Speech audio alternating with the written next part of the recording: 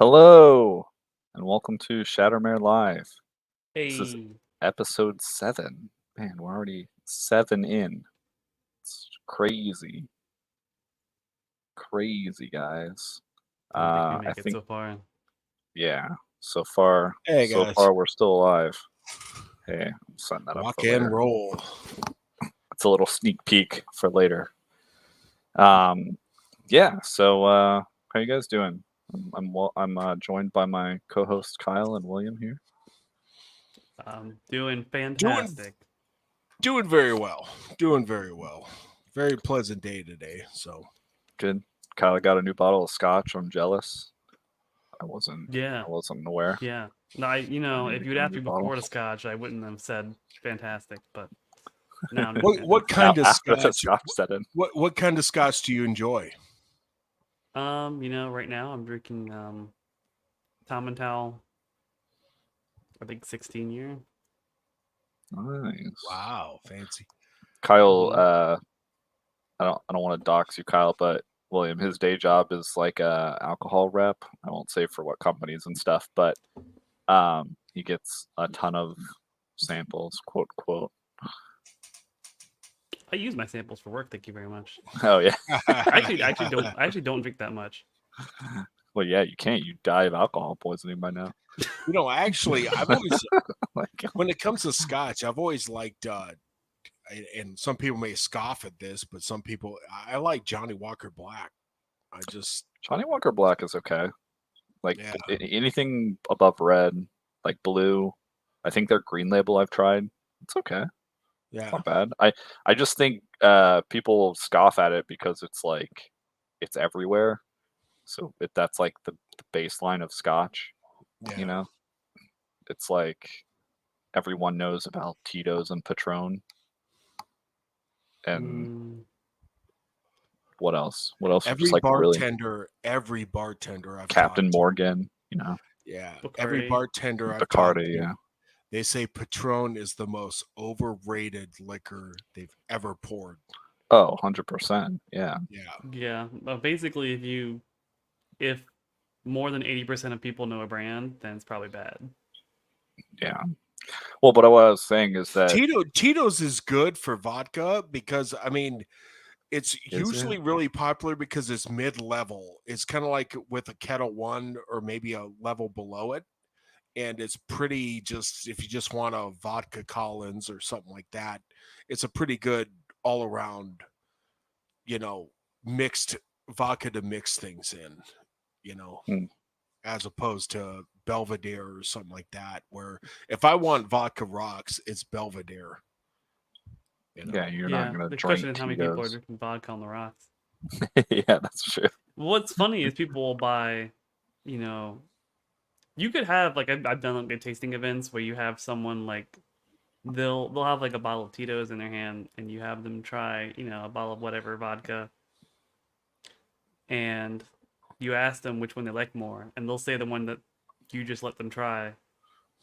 And they'll be like, I actually like that one. And you're like, okay, cool. It's actually cheaper than the one you have in your hand. They're like, oh, really? Cool. It's an easy Yeah. And way they to walk to their sell it. cash register. they're like, they're Sold. so compelled by the brand power. You know what vodka I never understood that people think is good? I think it's rot gut. I won't drink it ever again. If that's Grey Goose, I hate it. Oh, I fucking hate it. I wish there was an alcohol called Rot Gut. There could Yeah. be. Like There's a Compared to Belvedere or moonshine. Chopin or some of Mhm. those oh yeah, well higher, those are high end. yeah, but the Grey Goose is Yeah, considered Chopin. that, and it Mm, just Is isn't. it? Is it? I mean it was No, back in the day. it Uh, was. But yeah, I it's think. funny because I know people that launched, helped launch like Tito's. Like they sold Tito's way back in the day, and they're like, you couldn't give that shit away. No, But Yeah. now, my like I go local to bar. stores and they'll be like, yeah, Tito's outsells Grey Goose like 20 to Yeah, 1. my local bar runs out of it. Wow. That's their highest selling spirit. So they'd have put in a Yeah, lot of work then actually, to make that. I here's a funny story. I went into for work for work. I went into a gay club the other day, and I asked them what they sell the most of, and they said Tito's. They said they sell Tito's and soda water, and everyone that goes there calls it gay water. Nice. They just go up to the bar and say, "Give me gay water," and that's what they Little give them. juice. I will keep that in mind the next time one of my homies orders, because I'm more of a bourbon. I know. I will. Yeah, you don't I'll even have say to be in that's a gay bar to say it. Yeah. Just, Yep. just They just won't know what Get you're talking into about. I'll get into a slugfest tomorrow night. But you know, because I'm more of a bourbon whiskey guy. So I like Woodford bourbon. And then if I'm gonna Woodford's mix pretty good. something, I actually prefer you guys are gonna laugh, but Kessler over Jack Daniels. Like if I want instead of a Jack and Coke, I'd rather have a Kessler and Coke. It's just smoother and it's cheaper Mm, and it gives you the same effect. I don't know. yeah. You know, there's like a Dungeons and Dragons whiskey, but you can only buy it I- online. I've seen Is it. there? It's called. It's Quest by Inn. West Quest End. Yep, I reached out to that company, those guys that do it. I think one of the guys is an actor. I'll remember it later. I always Anyways, get ads for it because they're like, "I know what 2 things you are always googling." yeah, yeah. I signed up for their email newsletter, and they're like, "Oh, you can get exclusive, first blah blah blah," and they're coming out with like 4 in their different classes. I They try to gotta write a little check that backstory. out. I gotta check Yeah. that out. It's kind of expensive though. I don't know. I mean, if it's you get good. it, yeah, let me know. What, like 50 a bottle or No, 80? more. You're fucking kidding me. I'm not kidding you. Right? You want to pull it up? We can look Whiskey at it. is an expensive hobby. Hold on. Dude, I can get Woodford I know. Reserve You can for get 50 a bottle. Yeah, well, and the thing about it is they do like a limited run, so they're like, oh, this is Yeah, to collectible. try to. Oh, But Yeah. also, fuck if you haven't that. tried it, you can't scoff at it. Can't scoff at it until you try it. Mhm. Because maybe it's like really good. I don't know. Okay, Yeah, so but this you know is what? You know this is what? now If the I could, whiskey show. first of all, I know. My local bar is not going to carry it, and if I do, every woman's ovaries will dry up right there. It's like, oh, who's All right, what's not that okay? they're Good. already not dry. How old are we? I'm just gonna keep moving right along here. Yeah. Most women hang out of my bar like ready, 1969. praying for death. What race do you guys want to be? Oh, let's be Mexican. I Kobold. like Mexican.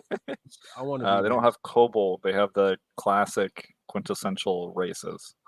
No. We'll be half I wanna orc. be Mexican. Half orc. I know. I want to be Mexican. All right. So check it. So you've got you can assemble your party. They've got this cute little tavern kind of bar here. So they've got the Rogue for $149. I just did this. Fuck you. Holy, Please confirm your race, sir. holy shit! It's just for census. Okay, we're elves. Everyone's an elf. We can be an elf. Yeah, we can be an elf now. I'm gonna have to enter this 16 fucking times. So yeah, so the Rogue, which has 5 reviews, they're all 5 stars though. So take that With how a you grain will. of salt, Yeah. But so this is the Rogue that they've got. So you see they got their little booklet. It's Is that like a comic? it's 98.3 proof, so that's not terrible. Yeah, I think it's a little illustrated book, Oh you yeah, know. Matthew Lillard. Yeah, that guy. And I mean they're starting to do partnerships with Critical Role, of course, So Mhm. Yeah.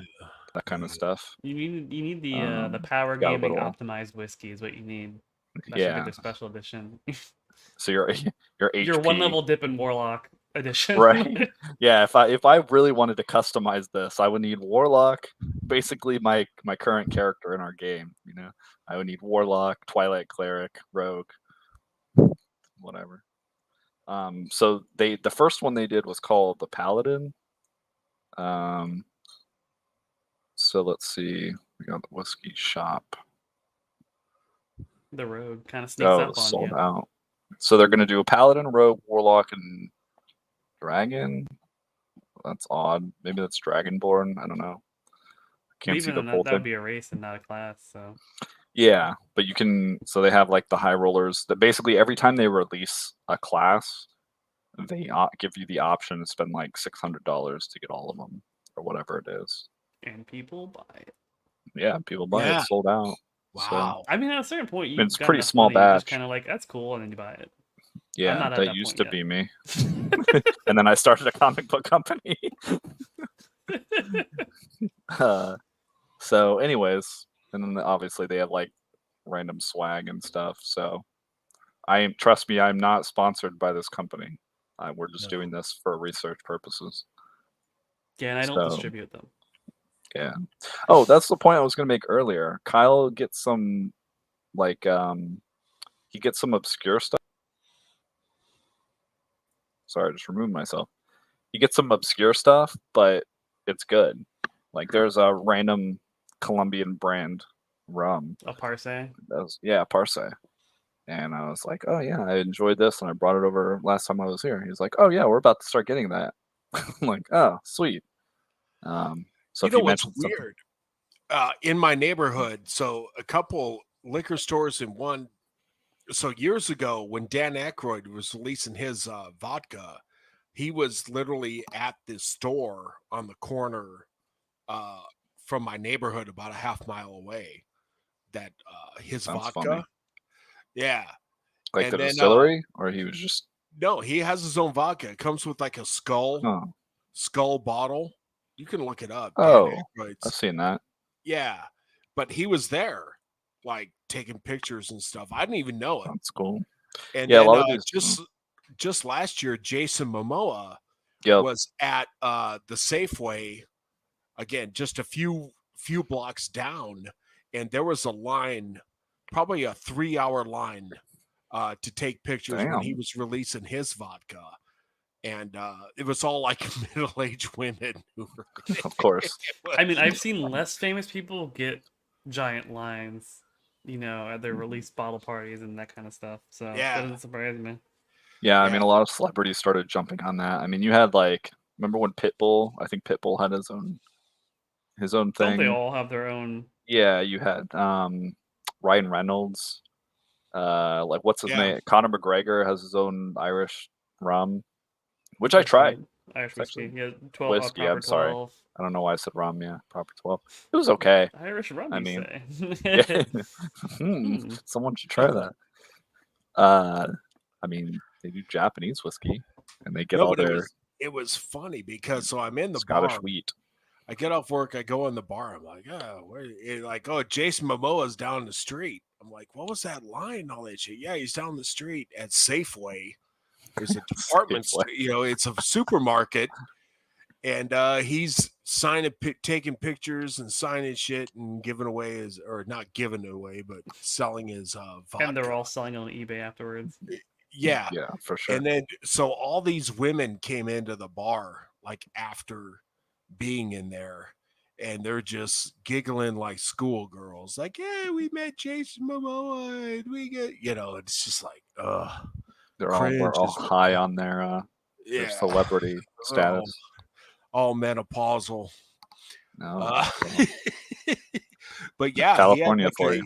he had like a 3-hour line to sell his vodka at a supermarket. So I was going to go by there to do some grocery shopping. I saw the line of cars just to get into this place, and then lines. I'm like, what the hell's going on here, man? I'm not going in here. And then I go to my logo. My bartender knows everything. He goes, yeah, Jason Momoa, that guy from whatever. Yeah, Aquaman. Yeah, he's Oh, there. I guess he's in Dune. He's in the new Dune movies. Yeah, he was in class. And this guy argued with me. I said he was in Game of Thrones. Yeah, He goes, that's no, where he he got wasn't. his big star. Yeah, Yeah, and this guy's like, my bartender's like, no, he wasn't. I'm like, yeah, he was in Game of Thrones. No, he wasn't. I'm like, oh, I'm not doing this. Just I mean, fortunately for you guys, it's actually really easy to answer that question now. Yeah, and You can just you Google whip out it. your phone.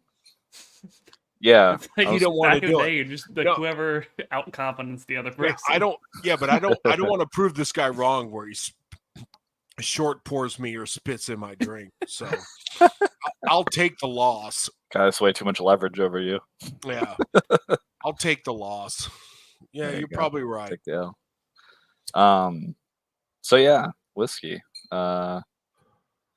Actually, you know what novelty whiskey I tried a few years back? It was the blackened, the Metallica one they came out with, or Mhm. it was, and apparently they aged it by blasting it with Metallica records. You're kidding me. No, it's a real thing. You can look it up. It's kind of funny. It's kind of hilarious, and you can look up your batch number, and you're like, oh, this is the track list that they The made my one that's whiskey. aged All right, with so like this is the one Mozart. that had like Ride the Yeah. Lightning or Yeah, for sure. I mean, it just depends on. Yeah, they tend to cycle through, the popular songs or whatever. But it was actually solid. I would say it's actually pretty good. I think it's bourbon, right? Some kind of whiskey. But We have a rum that's aged with like salsa music. of course you do, because of all the Latin American people that buy, all yeah, it's very Caribbean. any kind of Caribbean I mean, like you guys in rum or Florida, whatever. I would imagine rum is a huge popular spirit. Well, I don't know, Kyle. I mean, You have to get to Orlando, or you start noticing it a little bit when you get down to Daytona. like the Right. more south, further south Yeah. you go, yeah. Miami, yeah. But yeah, Miami people if it's like Caribbean rum, but I imagine also just a lot of tequila. I mean, it also depends on the community. Like if it's a Columbia community, they drink. It translates to fire water. It's basically like Aguardiente. Gordiente. It's like schnapp. I mean, probably someone Colombian who's listening is pissed off at me that I just said that, but it's kind of like it's like almost minty. I don't know Yeah, how it's to like describe it. anise.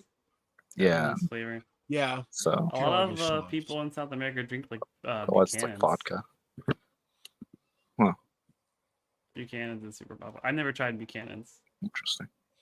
so I don't. Yeah, I don't think can't say I've tried that either.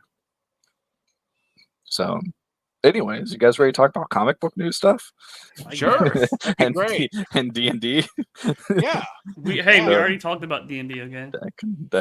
That's true. Yeah, we did a little tie-in with the quest end. There you go. That might carry them. Yeah. How was that? So, How was that comic book themed tequila that I got you for your birthday? it was pretty good. It was good. It was at the Dr. Stoners. No. It was it just had like the comic book font and stuff on the front of it. It just said like POW and. But is it made by the same people? Because it kind of looks like No. I don't know Oh, okay. exactly who makes the comic book one. I don't even know what the fuck it's called. Yeah, it's pretty good. It's funny, like I don't drink that much, so it's ironically we're talking about alcohol. But I had some of that, and I had some of the other bottle that was purchased for me. But yeah, I like whiskey way more than anything else. Yeah. Okay, fine. We can talk Bourbon. about comic books. Okay. All right, you guys want to talk about Wizards of the Coast and their debacle after debacle first? Or you guys want to talk about Yeah, we can DC go comic into stuff? that. We can go into that. Okay. It seems like this is a company who took over for TSR, which was TSR was basically going into the shitter. They had a female CEO who would tell them Hold on. that they could not play games during work hours. So it kind of tells you where TSR was. Gygax and Arneson were already blown out of the box once they came out with the second edition. And then Wizard of the Coast, revitalized Dungeon Dragons with that. They had a shitty movie, but then they had a great, 3.0, 3.5 edition, Yeah. and they cruised, and then they weathered the 4.0 storm, which Yeah, it's funny because if you're a good brand and you have dedicated customers, like if you come out with like a shitty version of a product, your customers will forgive you if you improve the product. But if you alienate them by just calling them like smelly losers and yeah, trying to tell people, hey, if you're a yeah, D&D player, you're an asshole. Come buy my D&D book. People are eventually going to be like, well, I'm not really interested in you shitting on me all the time. Like yeah, I want to It's all about enjoy. intention.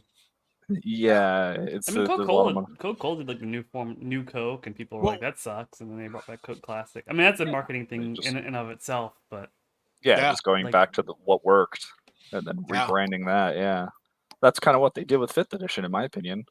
They kind of yeah. went back That's to exactly. They 3.0. never insulted So, or belittled people who criticize 4.0.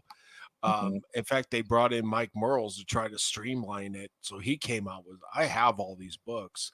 They're supposed to be compatible with one another, but they really aren't, in my opinion. But Mike Merle's version was, much more, I guess, if you're going to go the tabletop MMO route, then he did it the right way.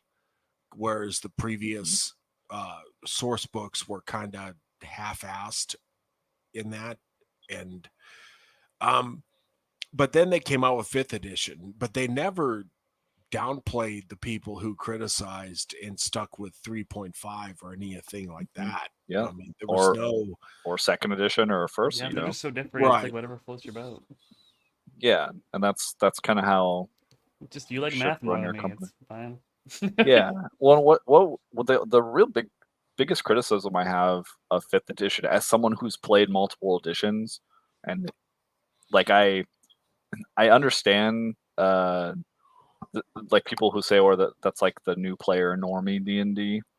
Uh, like I empathize with them because when they were coming out with the game, they introduced like backgrounds and some of this other stuff that I was Yeah, really excited about because it's like, oh man, they're gonna streamline it. It kind of looks like third, fifth, 3.5, but they're cutting out a bunch of the bullshit, like the unnecessary accounting and bookkeeping you had to do, yeah, and like the number crunching. So they cut that out, and I was like, oh man, they're actually gonna introduce mechanics that encourage you to role play your character. Like what a concept!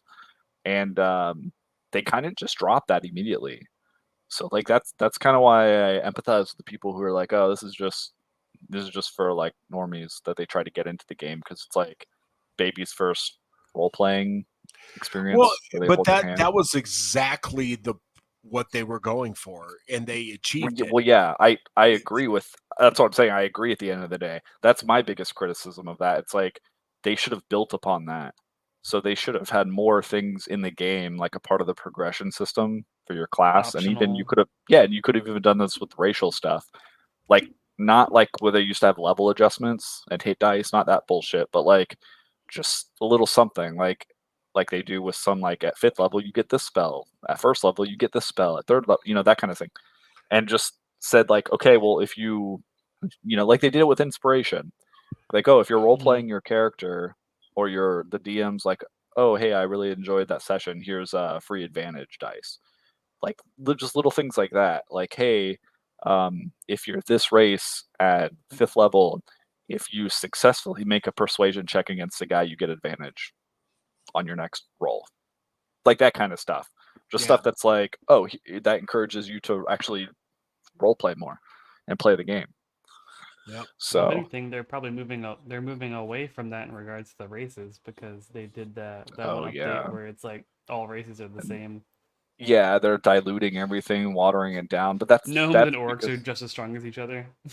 yeah, that's fucking retarded. I mean, that's a push to partly a push for ideological reasons Yeah, and partly because they're lazy and they're dumb and they don't want to like it's for babies because actually having to decide how to build your character and what direction you want to go in and specialize in something that kind of requires like a a higher order of thinking. Yeah, it's like we were talking about that D&D movie and how she's a tiefling druid. I'm like, who the fuck would make that? You know, Yeah. like, But in so- fifth edition, it got to the point where you could, because they're like, oh, you want to play tiefling? Just use these optional roles where you can get a bonus to wisdom Well, if you're a I'll be druid. Tiefling's advocate. You don't have to necessarily pick a combo that is, you know, quote unquote good, and you could just pick it because it's like fun, or you want to Yeah, roleplay you could a always do character that like though. Yeah, but you could always do Yeah. that. Yeah. But Oh yeah, absolutely. the difference is like that's why you just did half elf or human. If you just wanted like vanilla, like a +1 to 3 stats or whatever. But Although you what run we're the talking, risk of, depending on your game, you run the risk of pissing everyone at your table off. I guess if it, but well, that's to our point again. It's like, or the point you were making, where you're like, well, if not everyone has dark vision, then you're just not picking the most optimal thing. But what I'm talking about is a little deeper, where like it's the paradox of like the more restrictions you have, the more creativity it breeds. So like if I Yeah. give you 3 options and each one is like super polarizing, then you're gonna have to pick one of those, and you're gonna have to create an interesting character within those. Yeah. So you know, like, go ahead. go ahead. Go ahead. I was just gonna say like, so instead of going, oh well, everyone just gets vanilla stats across the board, why don't you have a race that gets no bonuses to their abilities, but has like the just like hands down most busted racial feature that you could come up with. Like it's just the most OP racial feature. Like here's a race that has like just like Yuan-Ti, but probably better. Like here's a race that has magic resistance. hmm That's what they did with the original one, so they eroded it. But like stuff like that. Like here's a racial feature that is really good if you're fighting against, I don't know, like larger If you're a low level characters. game, Eric Okra. Yeah, stuff like that. But you have to come up with more. Like you just come up with more creative stuff. I mean, it's not that difficult. Yeah. Like you theoretically have a whole staff, or I mean, maybe not. As the segue into this article, so like recently their president steps down, and before that they had a bunch of layoffs. Yeah, in And December they had a I can link that. yeah, Wizards of the Coast and Hasbro Gaming president. So my question is really, because we looked at another article where we talked about, well, Wizards is actually making money, like they're actually profitable Yeah. in the last quarter, like year over year. Well, So and again, I don't know if I believe that, because then I saw an article 6 months ago where they just dumped a bunch of Magic the Gathering gaming cards into a landfill. So I'm really confused about their accounting. I would love to see an independent person actually go audit. in and audit the books, yeah, Yeah, yeah, because there could be some creative accounting going I on there think for there's a sure. But if lot of you dump a cooking. bunch, cards into landfill, that just means that the ones that are So, out are more valuable now. So it all it all yeah, balances out. it's I a 2 for guess. 1, and it's a I tax write-off. guess. I It's guess. it's uh it's a 2 But for 1, are as they they would say in valuable Magic. if nobody wants them? That's the thing. It's Well, it's like Sometimes. how, yeah, it's kind of like one of those things where, before that there was an article or something went viral about, look at all the Funko Pops that are sending these dumpsters, like just dump loads of yeah. vinyl, They shitty had like plastic. thousands and thousands of Funko But Pops just dumped. yeah, but then I go to conventions. We go to these conventions, and it's just like the people who run the shows have to specifically curate them, so they only have so many like Funko vendors, because they're like, God damn, you guys are fucking everywhere. There's like a million of you. But then I see like, walls and walls of Funkos, and people buy them. I'm seeing people walking around the Yeah. convention floor, I and got some of these quite cost a a lot of few, money. and most of them were gifts, but I did buy a few for myself. I bought Predator. Ah, there you go. You I get bought one. Predator. Yeah. Yeah, everyone gets one. That's what you The get. character that you stand over. I got I- Predator. I will say I did buy to support when I still cared about the EFAP crew and watching their channel. I got the Mauler and the Rags because they basically came out with like a Funko. Oh yeah, And I yeah. was like, They oh, also maybe came I'll. out with a plushie too, I did right? not get the plushie. Yeah, Okay. I'm not getting a fucking plushie. But I was like, oh, maybe I'll flip these. Because it's like a limited run from them. And when these But go see up, I'll that flip so therein lies a point I wanted to make. So Wizard of the Coast dumps a bunch of shit right. and they increase the value of that shit, but who gets the value of it? It's the collector. It's not Wizard of the Coast. Really? Mm, yeah. Well, but then, but like, were those cards all defective? Because some people sensationalize things, and they'll see something, and it happens everywhere. Like people aren't immune to this, where they'll be like, oh, like they'll read the headline, and it'll be like Wizards dumps 500,000 cards, and they'll be like, oh, Wizards is just throwing everything into the incinerator. They can't sell this shit. But like, what if those are just extra print runs that are Could defective and they be. are fucked up and they can't sell? Eh, Like that It would could say be. something about their quality control, Yeah, but exactly. That that's says that's something its about the own quality. issue. Yeah, that's its own issue. But I mean I don't know enough to know. I'm just speculating. But Well, I think so like for people like me, we remember the ET controversy. So I there was forgot I was this gonna mention ET. yeah, so there was this you know what I'm talking about, Kyle. There was this really shitty Atari game for ET, and I couldn't even get out of the fucking hole on this game. It was developed in like literally a day.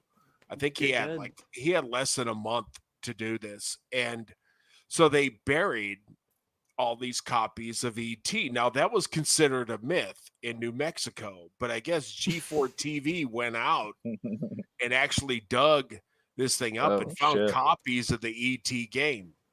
Uh, Then they it, played it and promptly put it back in the hole. I guess so. So this myth, and it was this myth that lasted for 2 decades. And personally, I didn't give a shit. The game's terrible. Don't even try to play it. You can't figure it out.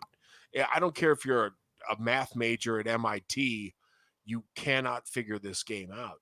And I love ET. I love the movie. I saw when I waited in line with my mom, and we loved it. And I had toys and T-shirts, and ET was like my new Star Wars. Like I was into Star Wars, but now it's like a new franchise I'm into. And then this game comes out and it's absolute dog shit. And they did bury it, and it is true. G4 TV confirmed it. And so maybe that's where a lot of people are coming from. Like, okay, when you bury a bunch of shit in a landfill, it means it's a failure. Right. That E2 owned by Lucasfilms or the Spielberg. Well, it was an Atari game, so I really don't know. Right, but who owns the ET IP? That would have been licensed. That's a really good question. So I mean, would Atari have had to pay to yeah, they pay a license this? license, which is this is the part of article I want to review because this is kind of what they talk about here. So in 2022, they had a record-breaking year according to this article. So then their third quarter was okay, but that's when Magic the Gathering became a billion-dollar brand. So Wizards owns Magic the Gathering. So through Magic the Gathering, they're doing phenomenal. And then in 2023, they're talking about all the stupid universes beyond licensing deals that they're doing is hurting them because of the fees that you have to pay to license other brands. So Magic, what Wizards started doing with Magic is they got the bright idea after it. I think it was really Lord of the Rings that did it, which is another fantasy brand. Like that's very fantasy. So people were excited by that, and they did the One Ring or whatever, and Post Malone bought it for like $2 million or whatever. And but then they're like, again, and this is my opinion. People like this lady, who I'm venturing to guess does not play D&D. She does not sit down and play Magic the Gathering. Right. In fact, she came from fucking Amazon and gaming ecosystem commercial team at Microsoft. What the fuck is that? Anyways, someone will correct me in chat and be like, "Well, this is," and then I'll research it later. But my point is, she wasn't VP of gaming at Microsoft, right? She wasn't VP of like QC testers, beta tester. She isn't a dev. She isn't No, a designer. She isn't developing shit. She no, isn't playing it. she wouldn't know where to start. Yeah, she looks like your generic HR manager. Like I've That's it. I've I've worked with this lady like 4 times before in different Yep. companies. And so anyways, I say all that to say that these people, and again, I think it's partly Hasbro because she's Hasbro and Wizards, are constantly meddling and fucking with Wizards. Like they're coming in and they're like, "Oh yeah, that Lord of the Rings set you guys did way better. So now do all of them. Do fucking a Fallout tie-in set. Do oh man, they had like a kaiju one with Godzilla. They had like some kind of random anime one. Uh, they have like a bunch of them. They have like a Warhammer 40K, and so now the question is, like, are you? They had a Jurassic Park, Jurassic World, something Jurassic. Yeah. So the question is, like, do you guys, are you even like a gaming brand anymore? Or are you just like the company? Licensing Yeah, shit like for your Tops. game. Like Tops is the company that does Baseball like cards. baseball cards. Yeah, like sports memorabilia cards. Are you just the new Tops of like science fiction and fantasy genres, or are you an actual fucking card game that people are actually willing to invest in and play, and that they actually want to buy? And the thing is, So it's if they did it right, it's not so dumb because again, Wizards of the Coast, Dungeon Dragons, Magic the Gathering, these are brands that normies know and can probably trust. mhm. So again, if you I want to get into role playing game, well, they're going to go to D&D. I want to start a card playing game. It's either going to be Pokemon or uh, Magic the Gathering. I mean, they Yeah, just become now every synonymous with and that hobby. now everyone has a card game. You've got like One Piece, Star Wars. There's a Star Wars card game now. Yeah. Lorcana, Um, right? Disney, yeah, Disney's got their licensed ones. So yeah, I mean the thing I'm saying is that these companies and these people that work in the corporate office go, "Oh my god, we had our best year ever. So now we have to double that." Like it's not that nothing's good enough, you know what I mean? And so it's Yeah. like Well, they shareholders. yeah, that's part of it, but they see the trend and they're just like, "Okay, how can we do this?" So they drive it into the ground and they oversaturate the market instead Well, of, you yeah, know, they do, but they can do it right too. Like a Lord of the Rings card set could have been great, but they had to make yeah, and it was great. characters not what they were. And I'm not going to go into all that, but uh this isn't Aragorn. This is your interpretation and SJW whatever. And Right. they And they do that. people, Tolkien fans are probably larger than D&D fans as far as mass, and they went, yeah, no. But if they would have done it right, they could have made a killing off of Yeah, it you could have got all kinds of easily. extra fans coming into the game Hell yeah. because but that's the thing, it's just lazy. It's just fucking lazy. They just have some like diversity hired in marketing and come up with the concept for the cards and stuff. Yeah. They're like, "Oh, we've got to have a Aragorn, we've got to have a fucking Gandalf, we've got to have orcs." And then there's like that one guy on the design team that's like really trying. He's like, "Oh, what can we come up with that's a Lord of the Rings thing? That's a new keyword. A mass. I'll have like a bunch of orcs show up, and they do that. But then yeah, like you're saying, it's just why would you fuck with that? Why wouldn't you? find like make a they want team. to push their agenda over profits, and that really is what it is. I mean, They actually Wizard of the Coast has I wish I would have bought it. They have a 5th edition Middle Earth expansion oh, that's cool. that you can find it on eBay for, I don't think you can buy it for under $200. I wish I would have bought it when it came out in 2016. This thing is basically like rules, 5th edition rules for now Middle Earth. I can't remember the exact name. Middle Earth Adventures or whatever. Just look up 5e Middle Earth Adventures.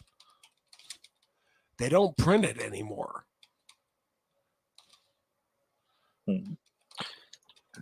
Yeah, I Yeah, I don't know, Adventures in but Middle Earth, 5th edition. yeah, I kind of disagree with you about the like the the ideology and people fucking with it being the issue. I think that's a symptom of the company actually doing too well because they can afford to let these retards like have an impact on their stuff. Yeah, you're probably right. Because if they hired people that really gave a shit and they were like, okay, we're gonna focus on this Lord of the Rings set. Like, say they came out with one a year, just one. Like, I know that'd be really hard for like some asshole just looking at a P&L statement to believe. Like, oh my god, why are we doing this once a year? Like, shouldn't we do this every quarter? No, shut the fuck up. You're fired. Like one a year, and they really focus on the Lord of the Rings like set. And they hired a team, and they're like, okay, you get the best artist to recreate the classic everything, like the Lord of the Rings art. You get, people that can either do it or people from that era that are still around, and you do just that. And then next year, it's like, okay, we're just going to do the Warhammer 40K, or we're only going to do licensing to brands that are also fit into Magic the Gathering, not like weird random anime because someone was like, kids like manga, right? Let's make a manga set. Let's make an anime set. That'll be cool.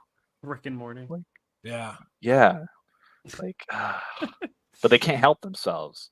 They're constantly trying to push and push and push, and then and then it trickles down to the people who are cause the issues that you see that people post on Twitter, like the Black Aragorn, and Right. then people get an uproar about that instead of the people who are making this decision. And it's hard to see because these people have no foresight. They're so short-sighted. They're literally focused on the next quarter and like year over year. They're not thinking like, oh my god, what are we going to do next year, guys? Like, Well, what I are we think it's going to do in also 3 years? like So these ideas are easy ideas to come up with, and they're easy ideas to get approved. Because yeah, they to can implement. say, oh, like, this one franchise? Oh, yeah, I know that one franchise. It's popular. Let's do a thing with that. Okay. And it's just like a lot easier to communicate that idea Well, than like, I don't know, an original or a good idea. that's Yeah, all Hollywood is right now. Oh, this was the thing that's entertainment in years general. ago. Yeah. Yeah, it's an Okay, overarching problem that goes we'll through like just a do couple different. that, and it's Well, like Wizards. go Yeah, ahead. Wizards has been having that problem for a while, though. Even with their actual game, like their lore, their sets, the background story. I mean, when I stopped playing, they already did a Return to Ravnica, which is what they're mentioning here. And so they're going back over and over and over. They're like, oh, let's go back to fucking Karlov shit. Let's go back to Ravnica. People like Ravnica, right? Yeah, in Yeah. fucking 1999, 2004. Like, I'm trying to remember how young I was when I played Magic and they first came out with Ravnica. Like, this is over a decade, I think, at this point. And to Maybe be two. honest, I've never actually played Magic the So, Gathering, but I'm going to tell you a fun little story here that maybe you might fit right in your wheelhouse. So Magic, I was a D&D player from day one years ago. We've already talked about that. Magic the Gathering comes out probably in late 80s, early 90s. And Yeah. I was Indeed. kind of like auto role playing in comics at that time because I was in college and kind of, I was slamming, Chasing you women. know, yeah. And so you don't want your D&D books on your shelf, you know. So, anyways, ESPN was getting real popular and they split off and they had this ESPN2, but they had no programming for it. So I shit you not, they used to show Magic the fucking Gathering. Oh, dude, you'll tournament. find the weirdest shit on like ESPN 2, 3, 4, like all Yeah, their offshoots. So yeah, like the yeah. weirdest The competitive Ocho. stuff. Yeah. So you found Magic the Gathering, and I remember someone like Jim Rome used to be like, Oh man. God, what a bunch of. He's like, D&D kicks the shit out of Magic the Gathering. Those guys are even worse nerds than the D&D nerds. It's just, Hey, hate all I you don't know, want. just, That's what real athletes look like. Okay. Yeah, man. Hey, some of those guys, they graduated from Magic to like poker, and they and they tried to play in a bunch of high stakes tournament. I graduated to finance and like stock trading. I was like, this is basically just a market.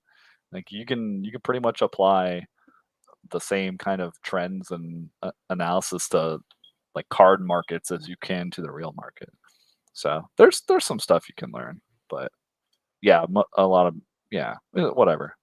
D&D players, mad. We're all nerds. We're all fucking weirdos. But Yeah, exactly. I mean, we're all yeah. nerds, and but it was just interesting on this ESPN. They used to have, what was it, dogs going down diving boards or whatever into pools, and they would measure how far they flew. It was the dumbest fucking It's channel, just but weird shit. Yeah, yeah, they had. I mean, they have like competitive, like tag. Did you know that? That's they probably do on Oh that. the yeah, No, I've I seen that saw before. that. Yeah, they're in like yeah, that. like Yeah, obstacle course. they're Yeah, in this like they got monkey bars and shit like that. yeah, And, like yeah, parkouring around, like tag each other. So they got like cornhole championships, and those guys look Still better exactly to what watch you'd than golf. expect. I agree. Yeah. Nothing against golf. I just don't want to watch it. yeah. So, but yeah. So I don't know. It's weird. Like it's what happens when you corporatize these games and these franchises. When But you it's just funny. When I was in those AOL games, which Mercenary Guild was based on, I knew guys in there who fucking religiously watched those Magic the Gathering card games. Like they were so angry that ESPN2 took those off. It was just I'm like, yeah, okay, it's a fan base for everything, man. yeah, I Yeah. know who I'm dealing with. Okay, cool. Yeah, I mean it's funny. Yeah, you're like I sniffed you out. I know.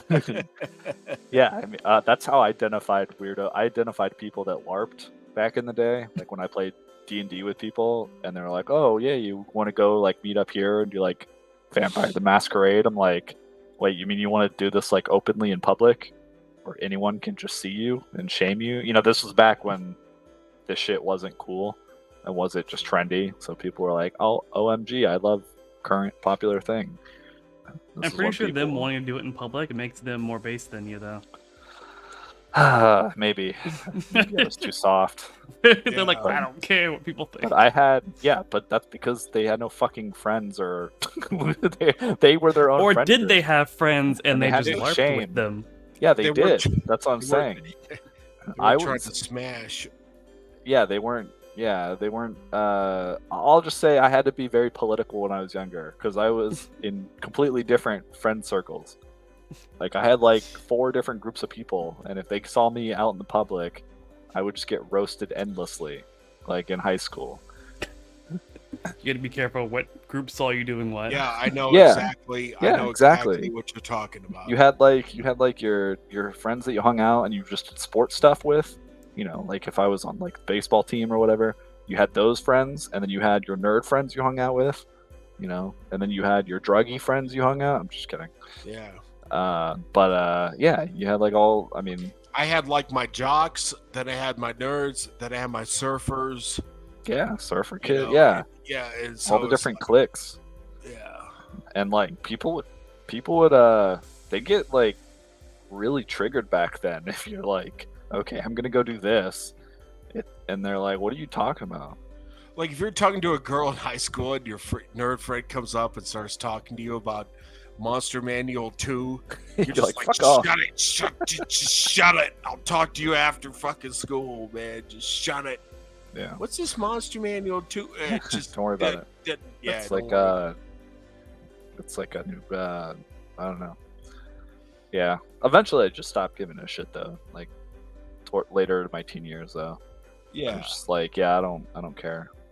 And if you know what I do in my spare time, like if you can't handle that I have hobbies, then I don't know what to like. There's the door. I These are mean, my hobbies. I it don't was really. that time when I would go to the comic store and I'd see one of my jock friends there buying, Spider-Man, X-Men, Fantastic Four, and we're sitting there talking about it, and then as soon as we make our purchase and walk out, he's like, "We never saw each other here." That's exactly how it was. Because you're like, oh man, one of a guy I know is into this thing that I like. That isn't that. Yeah, you're Yeah, like fucking undercover CIA operatives. yeah. You're Like he's buying drugs. yeah, pretty And there's much, yeah. people out here that don't understand, but that's just what it was, man. Like you were underground. I'm glad it Not wasn't any just of that me. X-Men. Yeah. Yeah. Well, even at the comic shop, like I hung out at a comic shop a lot when I was younger, and I didn't even read the comics. Like that was a different that could be in its own clique. You had like the gamer kids clique. You know, you had like people that were just comic nerds, Yeah. and you had people that were like tabletop nerds. I even got Yeah. shit one time from like people I played Magic with. They're like, "Oh, you're going to play D&D, you fucking nerd." I'm like, you do realize you're Look at the sitting at mirror. yeah, like what? Where am I? It's like, what? You realize you're sitting in a There's fucking levels of nerddom now. It's like, dude. yeah, Everyone's gotta look down on somebody. yeah. If you weren't the thing I'm into, then you're a weirdo. Yeah. So, The tribalism, man. It just gets like but yeah, so I don't know. D&D's been around a long time, and like I always say, the nice thing is, like the community pretty much owns the game in a sense. Like you can come up with and there's all kinds of alternatives out now too. So if you just wanted to straight up not do something Wizards is doing, uh, if Hasbro drives them into the ground, despite them being like their only profitable line or whatever gaming that line, that we know. then there's plenty of options, and couldn't have happened to a better company, so. But until then, I'm gonna keep playing. I was actually on a shout out to BTM Reviews channel, like last week. Was it last week?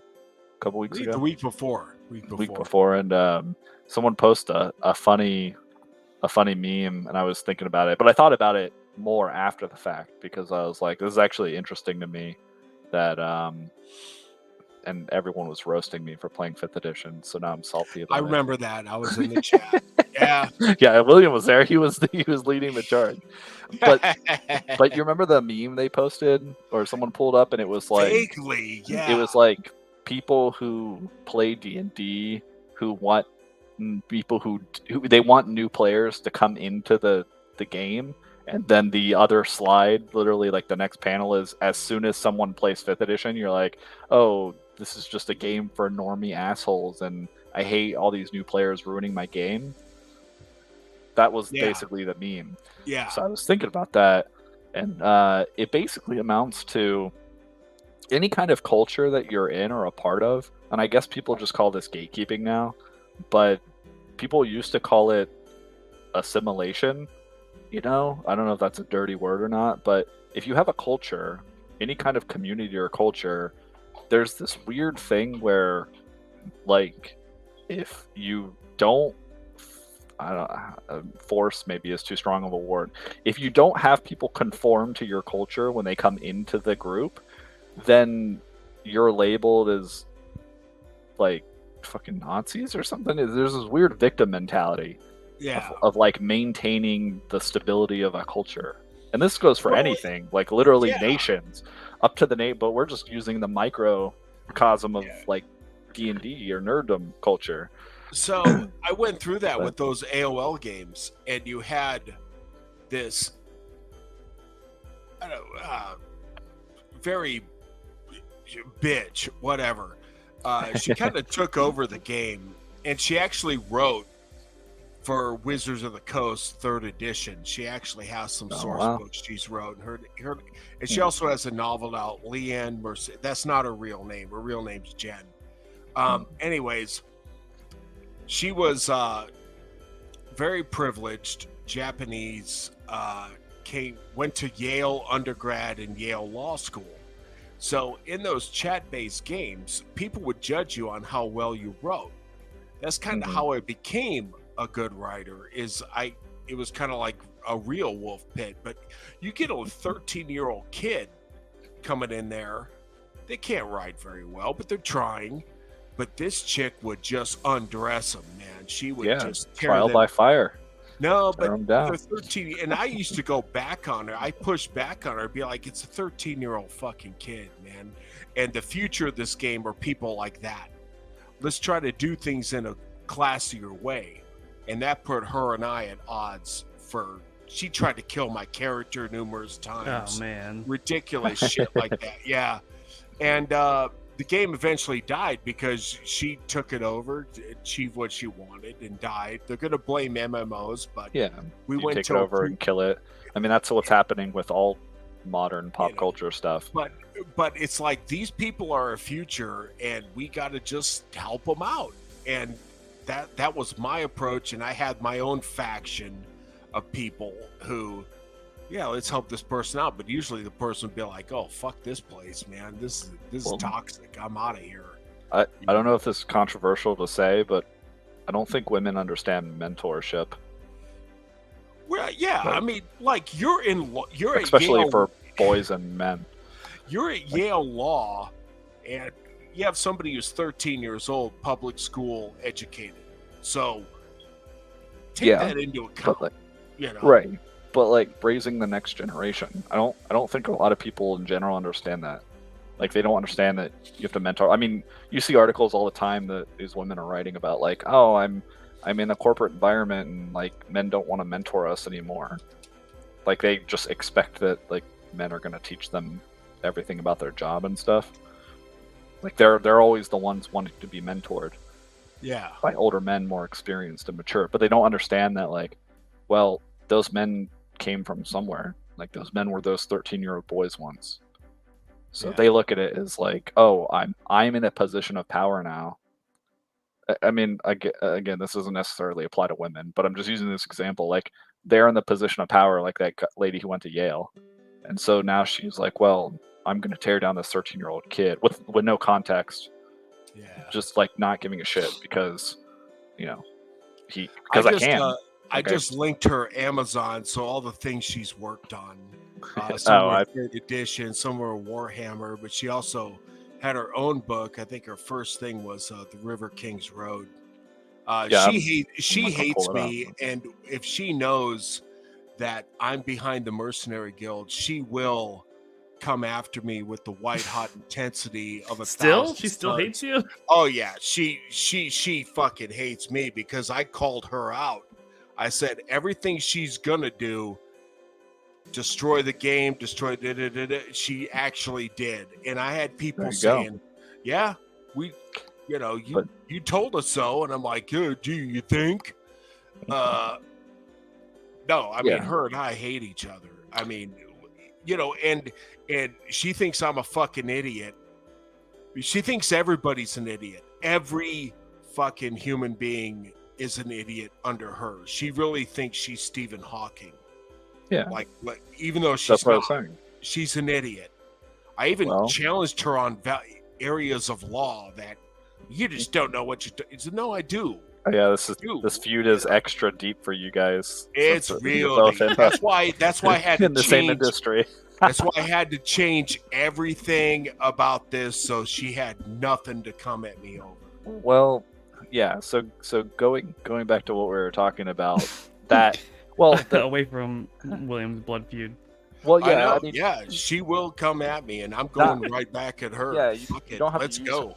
You don't have I'm to. at that old man Oh my age where I gosh. don't give a shit. Okay, That is relax. entertainment.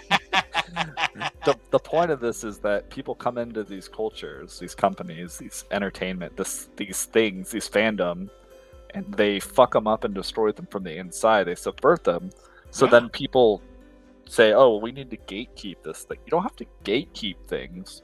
You just have to not be a pussy and bitch when someone comes in and tries to fuck up your shit. Like, if someone came into my stuff, because here's the thing, like that AOL chat example, you guys could have got together and just kicked her, or you could have just been like, you know, what we used to do if we had some fucking weirdo that came in, and especially if someone talked to them and they just kept acting like a fucking retard, we would just be like, we would secretly just all agree, okay, we're just gonna start meeting on like Thursday nights and not tell them. And then when they're like, oh, what happened, we're like, oh, I guess like it's canceled, I don't know. And then they would just stop coming because they didn't know. But like,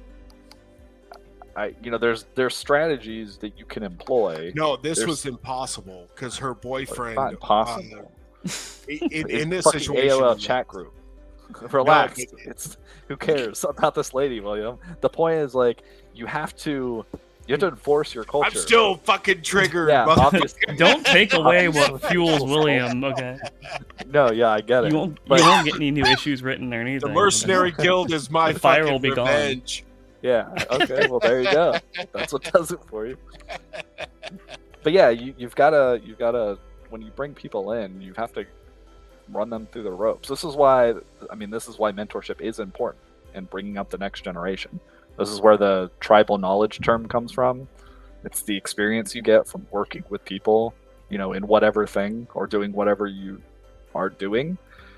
Like that's how you build a culture. So if people come in and they try to fuck it up, you can't sit back and bitch and then wonder why it gets fucked up.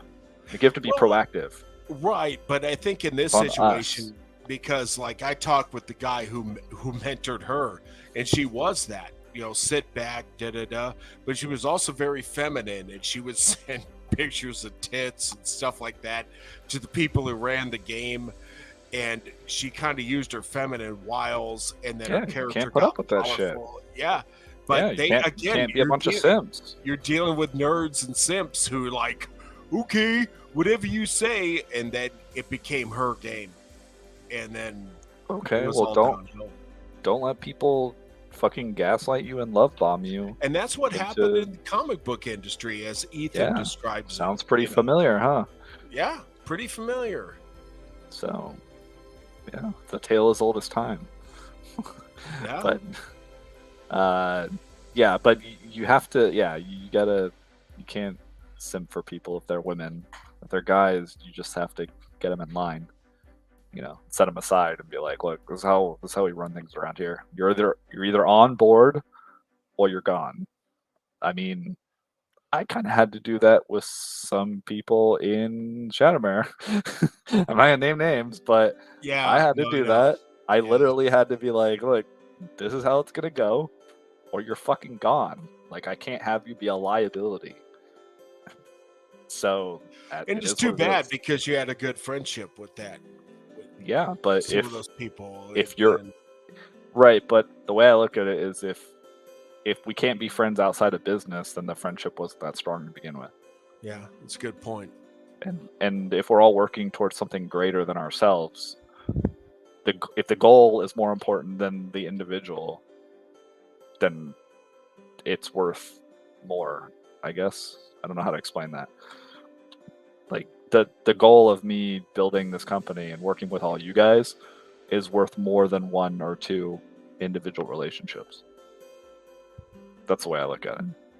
Yeah, So I'm not going to sacrifice it's the still, integrity. it's still tough though. It's still tough. Yeah, it's tough. It's not something I enjoy, but if it's a necessity, I mean, it has to be done. It's like, again, you have to set your feelings aside. If it was someone Gotta else, be a businessman. gotta be a strong, independent woman. Don't take that.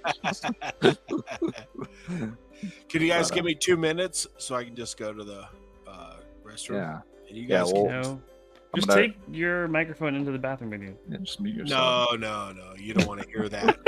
All right. While you're gone, we'll commence the shilling. Let the shilling commence. So I wanted to show people a couple of new things we've got on the website. If you guys haven't seen it yet, we published a children's book by the name of Lucas the Mucus and the Meaning of Life by T.F. Monkey and illustrated by D. Maximus.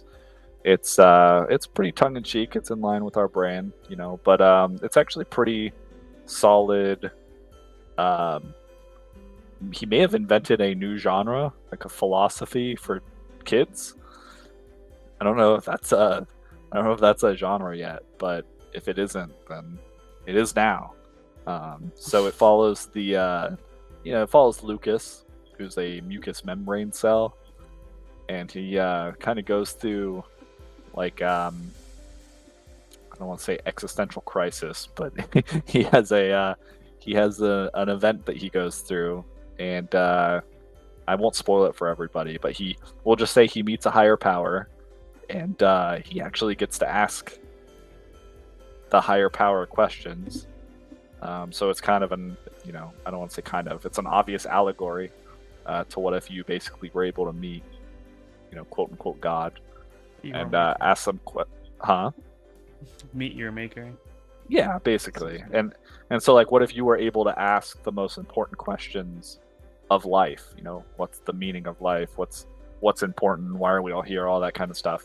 So kind of goes through that and describes that from the perspective of a mucous membrane, which is what makes it funny and tongue-in-cheek and perfect for kids because they can understand a booger. But it puts into perspective because, like, we don't think about all of the functions that go on in our bodies, but they're all cells and they all have a function, and it all makes up a mostly functioning human being. That's Depending me on the and you. person. So yeah, depending on who you are. So at least systematically, right? Yeah. So All right, I'm back.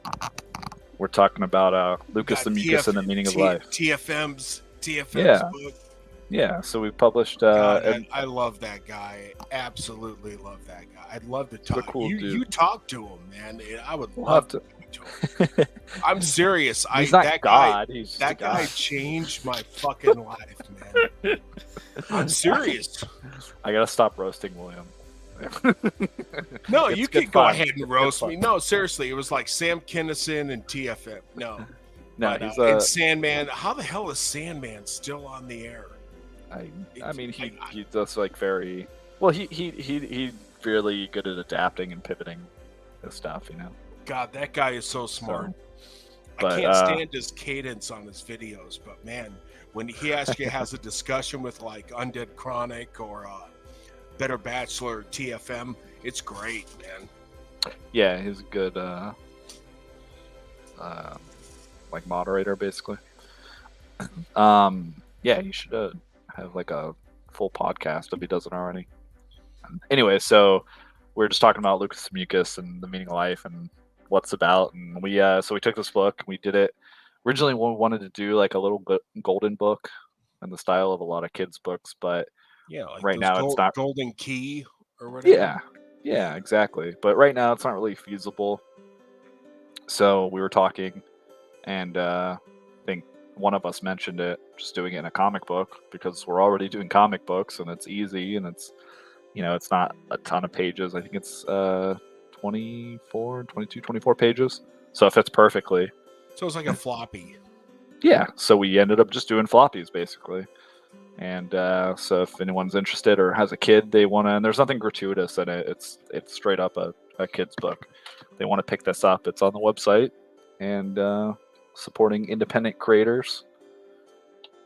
And yeah, He's done a few books. He did the the 13 rules for not being a yeah, effing cuck or whatever. the other ones are not kids' books. I'll just say that.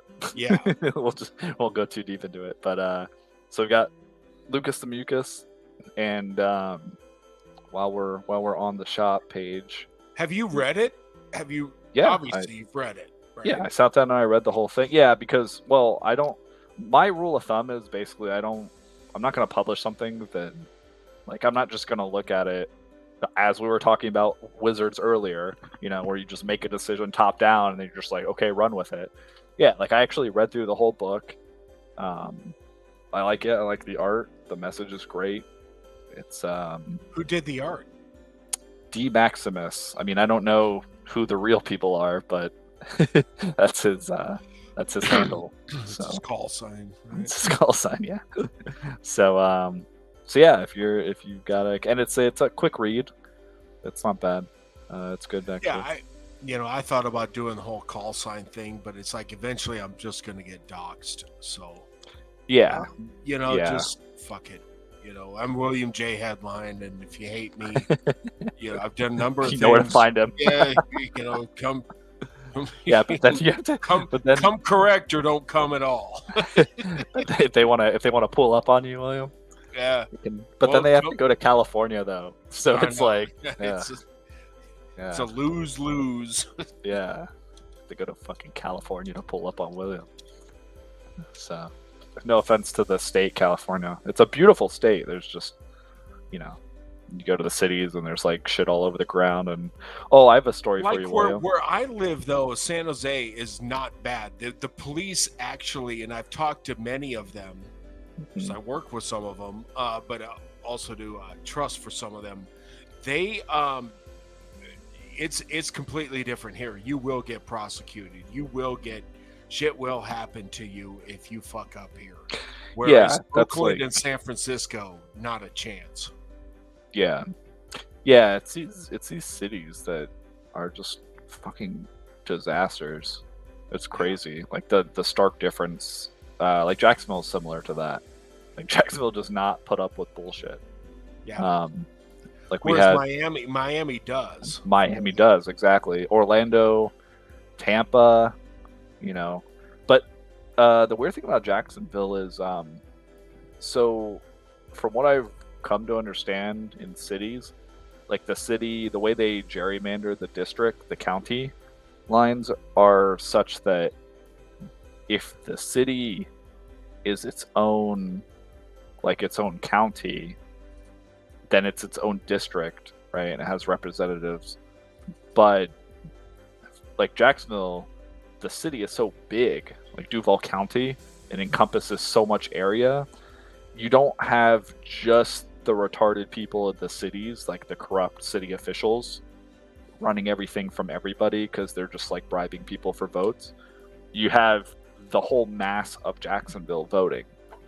And so that seems, I mean, don't get me wrong, our downtown is not, it's like, it's no South Korea or whatever, but it's pretty decent. We actually have a pretty small downtown, and then most of the city is like surrounding suburbs and stuff. So it's it's that's not like exactly Miami. What it is here. I mean, downtown in San Jose is dying. I mean, you Yeah. have the university. San Jose State is downtown, and then outside of that, maybe really it's dying. You have your courts, you have things like that, and that's about it. In some mom and pop stores, but most everything is gated up and boarded up. But then when because I live in Santa Clara County, and that's a very vast thing. So it encompasses everything from Gilroy, California, through San Jose, Los Gatos, Campbell, Santa Clara, Palo Alto, blah blah blah. It's Saratoga. So many different little city. I can go down one road.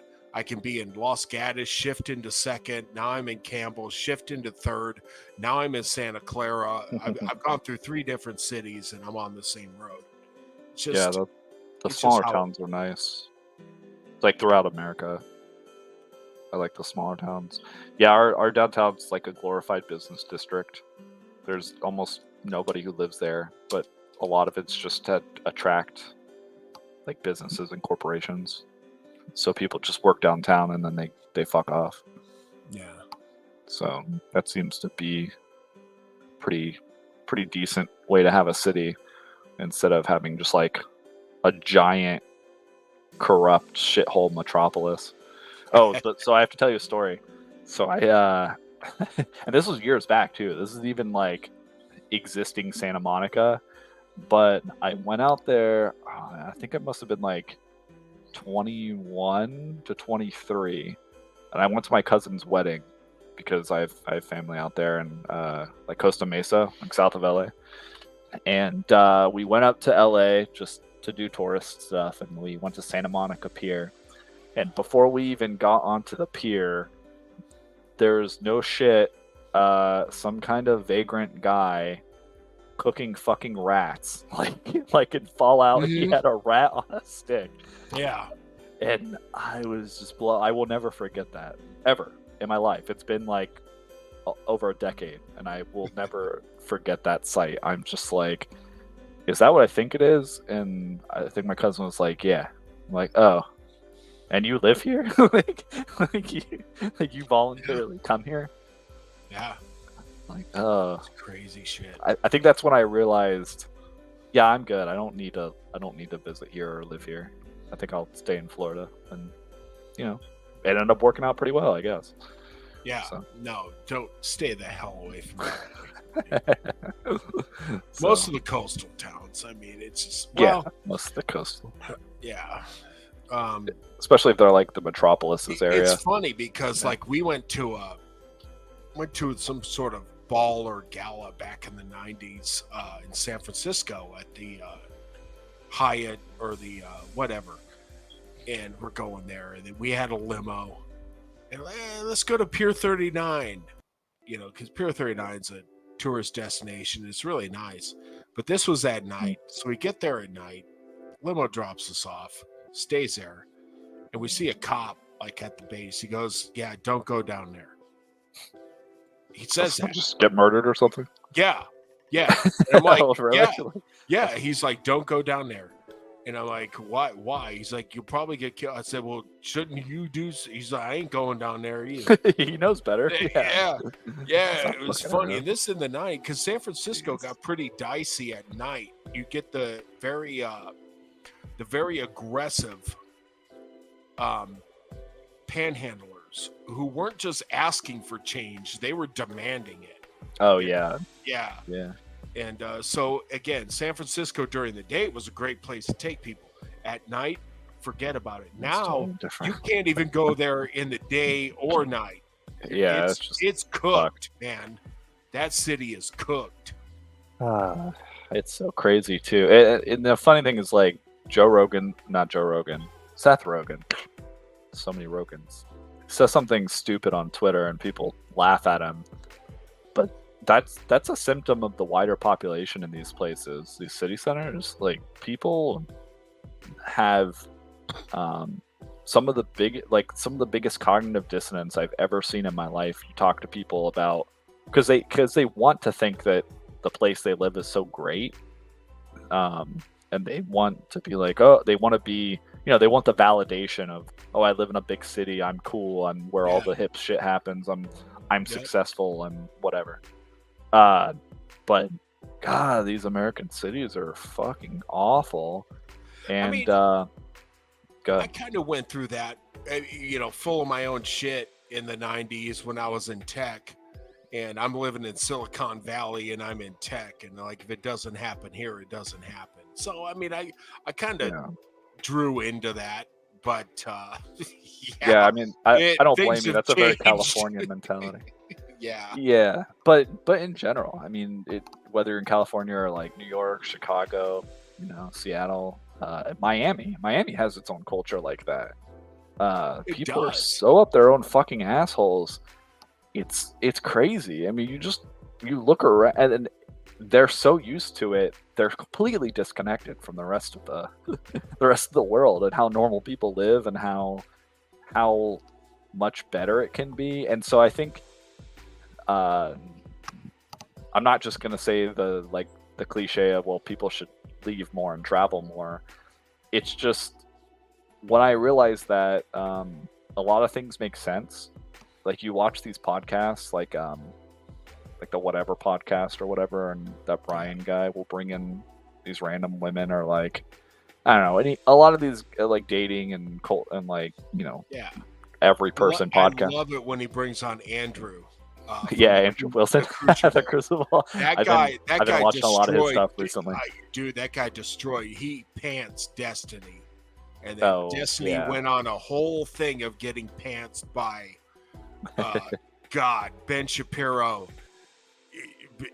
Benny Johnson, Jordan Peterson.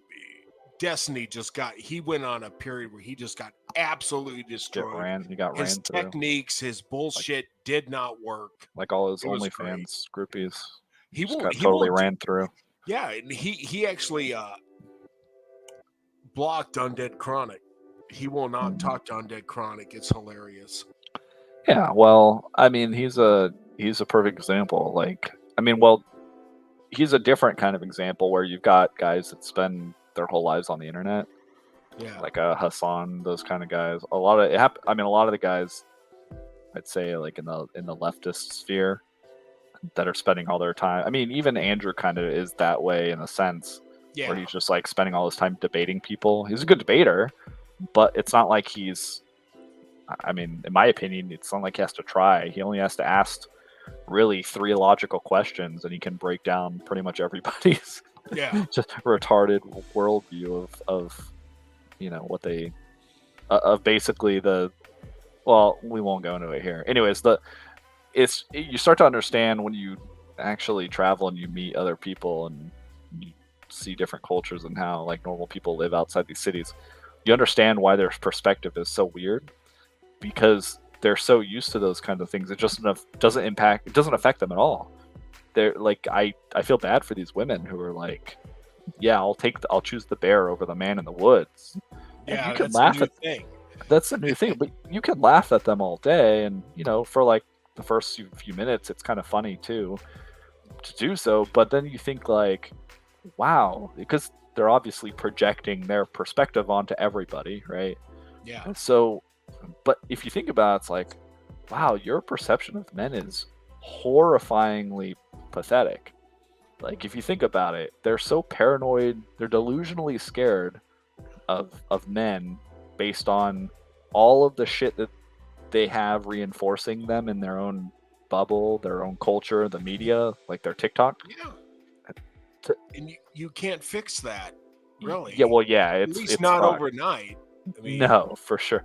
It'll take generations, but it's just complete bullshit. Like, it doesn't map onto reality at all. But in their small metropolitan area where the politicians don't like, they tell police to stand down, they defund everything that holds a society together, all the law and order, the defund the police and all that stuff. Like, they're constantly trying to bring in other groups to get votes, to bribe people and create all these policies that completely fuck up their society. Like, they do all this, and that's the perspective of the average person. So they're just... Oh, go ahead. Well, we had a client back in the day before COVID, and he was Cuban. So you talked about Miami, and Miami probably has a very large Cuban population. Very large, yeah, absolutely, yeah. Okay. All the way down to like the Keys. Yeah, this guy told us all the shit that went on in Cuba. Whereas if you even said anything against, what's his name, Castro, you would be dragged off. They wouldn't tell your wife where you were. I mean, neighbors ratted you out. And this guy, and this is a while ago, this guy he told us straight up what it was like in Cuba and how we are getting so much closer to that here in the United States. Yeah, and how absolutely. He did not want that. These people who come from these environments where communism, because that's what this is all about,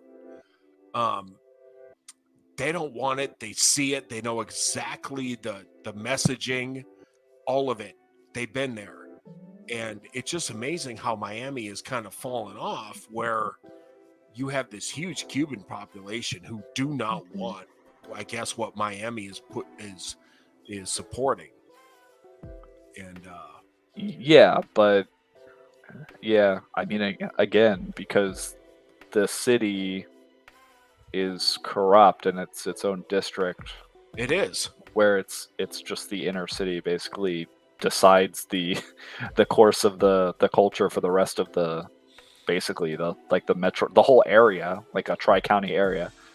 Yeah, Yeah, you've got like the Dade worst. County and Yeah, exactly. You've got the worst people. I mean, you've got literal criminals that the politicians are pandering to vote for them, and it's just a it's a cyclical thing. Like it's a Yeah. self-fulfilling prophecy. Oh, well, vote for us and we'll make you safer. Like behind the scenes, create all the problems that make you less safe. Hey, vote for all. Like hey, Yeah. we'll give you all this stuff. And they're constantly pivoting back and forth. But then the people who live there, like most of the Latin population is actually pretty based and conservative. Like way based. they're all Catholics. Way Like they based. all And have. the same thing here with the Mexicans. You know, Yeah, they're all family oriented. They're hardworking. exactly. So Every Mexican man I know who's a father is very proud to be a father. He's very proud to raise his kids and to raise them in the way, the way he wants to do it. Whether they're, affluent or not, they're just very proud of their family traditions and and the women are very proud to be a part of that family. And that's how a lot of Mexican families are out here. And we see that starting to tear down because single motherhood was not really a thing in the Mexican communities. Many Mexican men absolutely want to be a part of their child's life. yeah, absolutely. They're not Rolling Stones. I mean, there's a whole meme about like I probably shouldn't say this, but there's like a whole meme in the Latin community about the irony of a gringo talking about I'm married to a Latin girl, so I've got the Latin card, I guess. Right. But there's like a joke about like if Latin guys are unfaithful, they have a totally different family. Like they're so family oriented, William. They're doing multiple families. Yeah, they they're can't setting help. up. Yeah, they can't stop at one. They're setting up franchises. Yeah. Franchise. That's what always. I always thought that was hilarious because it was like the girls would be like, "Yeah, these guys they're awful. They have like all their families you find about later," and I'm like, they're literally living a double life, taking care of like two distinct like wives and children set. What the fuck is happening? They still work 12 hours a day. It's like, how the Yeah. fuck do you, Exactly. How do you find the time? But also why? Like I'm not condoning like adultery. I'm just saying if you're gonna do that, just like do what the old European kings did and just have like mistresses down the hall or something, like become Mormon and have multiple wives. Or like the Muslims. I just don't think that's in the blood. I think a lot of Latino men really want to be there.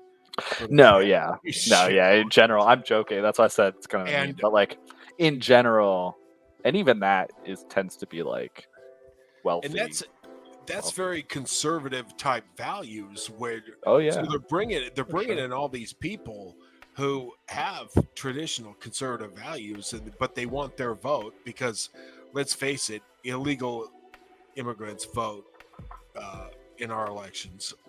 Yeah, for sure. Well, it's the same.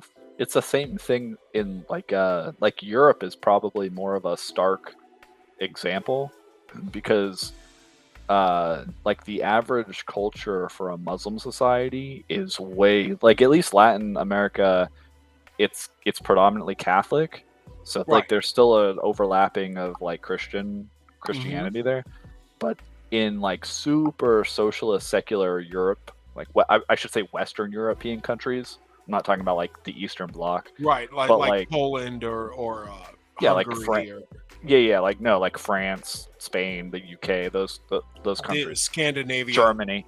Yeah, exactly. The Germanic tribes. They're bringing in a ton of Muslims from other countries, Yep. and they're literally importing the culture that they diametrically oppose. It's In hilarious. the mayor. It was just the last week and a half. The new mayor of the UK is another Muslim. Mhm. And Yeah, of course, exactly. They're starting to- think the election was rigged. So the UK is again losing their culture, and Yeah. it's being taken right from them. And but they're asking for it. They're sitting by, not doing anything, bitching about it. Just like I was talking about earlier. Like they're not doing anything. They're just letting it happen. And then they're like, "Oh, look, hey, it's ironic that you want to invite all these people in, but then you're bitching about the consequences, right?" Like, yeah, it is. but again, It's ironic. we could say the same thing, because like I how do do say the guys same like thing about here, yeah. how can we push back? Okay, we can vote, but I know now after 2020 my vote doesn't count for a damn thing. And so Well, it's called assimilation, like I said earlier. yeah, and so Like you, we're at a point where we're just being, our leaders are allowing us to be taken over, just like the UK. And this is something that right? But many have talked go ahead. Sorry. yeah, many have talked. TFM talks about this, like what's happening in Scandinavia, because it really kind of started there, and the UK is going to happen here. And you know what can we as citizens do about it? There really isn't much. I mean, we can vote, but Just stop. I mean, we'll stop voting for people who are just going to perpetuate the problem or make it worse. Just join the. Like, you may not like this answer because if you're like traditional, if your idea of the country is like traditional Anglo, like Christian values or like classic liberalism. Yeah, Judeo-Christian Judeo Christian values. You may not like this because you're going to have to assimilate to another culture, but I would much rather live in a community of people that share my values in general than squabble over the differences that divide us, and then by in which if you're doing that, then you're like you're kind of de facto siding with the people that you want to get away from. Like if you're like, well, I'm going to try to fight all the immigration that's coming into this country, well, you could, but then you still have to live with all the fucking shitheads who brought them here. So I don't have that. I don't have that kind of like loyalty, or I don't know. Maybe because I'm a millennial, I don't really have this like strong sense of patriotism. I just look at it as simply this: which community or group of people shares my values? Oh, the Latin community, like specifically Colombians. Okay, great. I'm gonna become Catholic and I'm gonna join a Catholic community. But that isn't maintaining like Judeo-Christian America, right? Like I'm joining a different culture, but I mean, there's overlap with Catholicism, which in my opinion is like the most legit version of Christianity anyways. Right, even though So- the Pope is ridiculous. This Pope is just a fucking joke. Yeah, but everyone acknowledges that. Yeah. Like it's I can see you. I mean, again, you know, when you're, I guess, setting your ways the way I am. First of all, I grew up around Latin community. I lived in a Spanish Harlem for 6 years. So I was like one of the few white people in the whole Like the- neighborhood. like in the the whole Santana park. song. Yeah. Maria. So like I'm down with the whole Latino thing, but I also know, behind the scenes, a lot of them they like me, but they despise a lot of white people in general. Like that's gonna happen with every group. Yeah. But that's also just because they don't know them. Yeah. Like if they know you and you become a part of their community and you actually integrate into their community, they're not going to hate you. They're just going to, like my wife's parents call me gringo Like I make a joke of it. Like her friends who are now my friends make a joke of it. It's not, it's, at the end of the day, it's like, haha, yeah, but I'm not worried about, them like coming after me or something. Right. It's like people appreciate when you actually, um, I, there's so many fucking terms nowadays that people have hijacked and are cringe, but I'm just gonna say when you respect someone's culture, like if you make an actual effort to assimilate into someone's culture and you like they're going to look at you different. Duh. Like there's going to be hurdles. You have to prove yourself.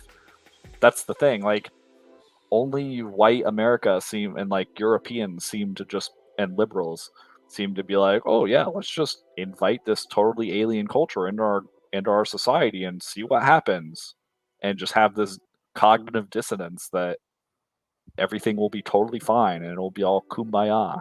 Like Yeah. everyone will get along. Like that's not the fucking real world. So yeah, like if you went to China right now, they're gonna look at you and they're gonna have a name for you and they're gonna be like, why are you here? But then But over on time, yeah, but on the flip side, we have our own culture, and it like I'm Northern European. I'm very proud of that culture. I'm very proud of my Viking culture, and what Scandinavia has become as far as the men is a fucking disgrace. They've been yeah, completely it sucks. emasculated, um, and what have you. Um, but America has its own culture, and we talk about Judeo-Christian values, Yeah, but even it does. our food and stuff like that. And it seems like a lot of Sure. people want to shit all over that. And I don't mind tasting other cultures. I love Japanese culture. I love Mexican culture, things like that. But I'm also very proud of my culture, and I don't try to change theirs. So they Right. shouldn't try to change mine, and that's kind of what's going Well, on. yeah. Right now Well, is white men yeah, are I mean, bad and blah blah blah. well, you can, yeah, but that's my point. Like you can say that, but there's going to be a dominant culture. Like either the culture, the existing culture is going to be the dominant culture, or something has to give. Um, but you can also blend different cultures together. So like, uh, for my wife and I, like she was in a meeting earlier, and she has the Colombian flag hanging because in America, like people come here freely, and then they, like to your point, they kind of have an entitlement of like, well, I'm still going to bring my culture with me. It's like, well, why did you come here if you like it so much? But that's just kind of a human thing. It's you can't if you grew up in a certain place, you can't just like completely abandon all those Right. traditions. So Yeah. like, but our kids will have a mix of both, and you carry that on through your legacy, your lineage, but you have to reproduce in order to do that. Like that's the thing. Like if if you're just totally replaced, then yeah, you're fucked. But you can continue your traditions and your values. Yeah. That's happened all throughout history. But that's the thing. People are like, ironically, they're like they want other people to adapt to them, but then they can't recognize if they're in not the dominant position that they need to adapt. So they're just like, well, I'm going to stay steadfast in all of my traditions while the whole world changes around me, and like everything I am is just going to be lost to time. So it's like you have to pick one. You have to either accept, and I'm not talking about you specifically. I'm just saying like in general, people have to accept. Well, you're either going to get replaced, or you're going to become a part of the group that's replacing them. You can't have it both ways. Like if you're bitching about it, then just stop bitching. Just get over it. You know? But like people want it both ways. They want to not have to give up anything and just be like, oh well, these people should just assimilate to my culture and not try to replace. Okay, well, what are you going to do to enforce your culture? Well, I can't do anything. Okay, well then, if at the end of the day you can't do anything about it, then why don't you consider if maybe joining their culture is better, or their But community. again, it comes down to like So where I cringe is the whole alphabet community, and that's a culture yeah, I'm not going to assimilate with. I'm sorry. I can tolerate it, and that's as far as I'm going to go. And my brother's gay, but I cannot go further than that. I'm not going to. First of all, as a Catholic, as a Christian, the whole rainbow thing is a abomination towards God, because that was a symbol. The rainbow was a symbol that God gave to us after the flood for hope. yeah, And I hate how everything gets inverted. yeah, know? yeah. And the same thing with, like, I played Guild Wars 2 for God, 9.5 years, gave them over $1,000, and then they came up with an expansion that was nothing but lesbian weddings and transsexuals, and there's actually a video about it that's very Lesbian weddings. and I quit. I quit the damn, and it was so horrible. If they would have done it well, if they would have wrote it well, but it was a temper tantrum. Yeah, of course. And- It's and that's just, I what want the- what you have. It was a temper tantrum. They even had Antifa references in it because it's a Seattle company. It was ridiculous. Like beat up the bigot quest. Wow. Seriously. Yeah, I mean, well, speaking of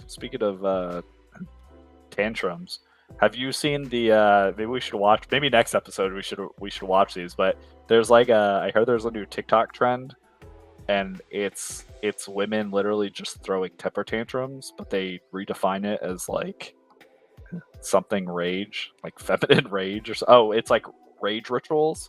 That's what they call it. They call them rage rituals, and it's literally just like women throwing tantrums and going into timeout in a corner and then like filming themselves. You see MGTOW's having an effect, right? Like, and the thing is somebody, it is. You is think it, so? or is it just? I think that thing in particular is just women expressing themselves on social media, but they can't just say, because like basically saying you're throwing a temper tantrum, equating you to a child, that's insulting to them. So instead of them being like, and also, why are you filming yourself doing these things? Like it's so ridiculous. It's hilarious. It's actually embarrassing, and yeah, but it just exposes human nature more than I would say like. But like TFM used to say, like women think like children. Well, he says that all the time. Yeah, I mean he's not wrong. I'm just saying that's not like if MGTOW wasn't a thing, it's not like women are going online and saying, "Oh, I hate MGTOW." They're going online just to throw a fucking temper tantrum because if they can't handle their emotions, they have to like go in the corner. No, but I see a lot of videos of women complaining from people like Better Bachelors, like men won't approach them. Oh, yeah, that's MGTOW is the having an effect. But here's the thing: everywhere MGTOW has been said, including with the Reddit boards. So I started on the Reddit boards in 2017, and there was 18,000 subscribers to that Reddit. When they shut it down in 2021, there was 400,000. Yeah, this is just a natural reaction to. It's a natural reaction. It's to men not having any authority in society. Like they don't have. And like I saw a video where this girl was getting like mugged and attacked at gunpoint. Like luckily she somehow pulled like the magazine out of the gun, but must have been a Beretta. Oh yeah, or like a Springfield or something. Yeah, or something. And anyways, there was just like this guy casually chilling on the grass, probably not even like 20 feet away, just literally watching it all go down. Yeah. And of course, online people will shame that guy and be like, well, and she was looking at him like, why didn't you step in and help me? Like, why would we? Well, and a guy on a New York subway did do that. He put a guy in the chokehold, and I guess the guy ended up dying. Now he's being treated like a criminal. So if the consequences are literally literally negative. Like I am encouraged not to help you. No. Like if I see something happening. So, but even if there weren't negative consequences, like say they weren't arresting that guy, why? Like why? What good reason? I mean, I think part of it's men aren't falling for just shame and ridicule like they used to. Like they used to have a sense of responsibility. Now there's like no sense of social responsibility. They may still have it innate, like that's part of their nature, but yeah, like I will protect basically only I will protect and provide the women for the women in my life. Like my mother, my wife. Yeah. If I had sisters and Yeah, I like won't. I mean, because it comes right yeah, down to why fend and for maybe a my friends, society that hates you. And right. if you are I don't even want to say straight white male, if you're a masculine male, a Yeah, heterosexual male, this society fucking hates you.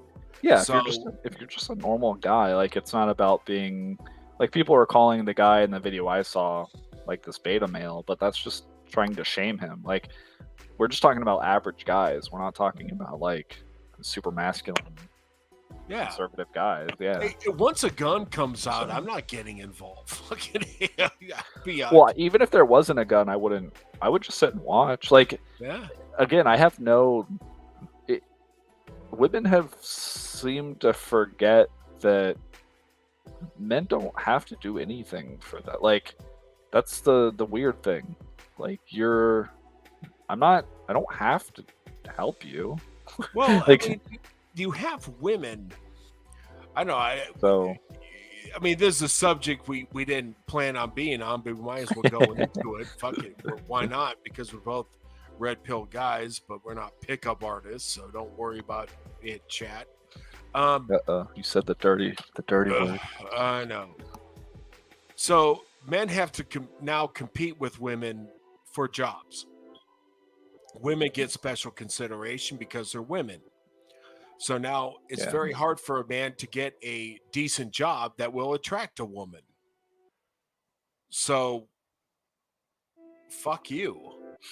You know, Well, basically but because going back to what we were talking about, it's difficult to attract a woman in Western liberal culture.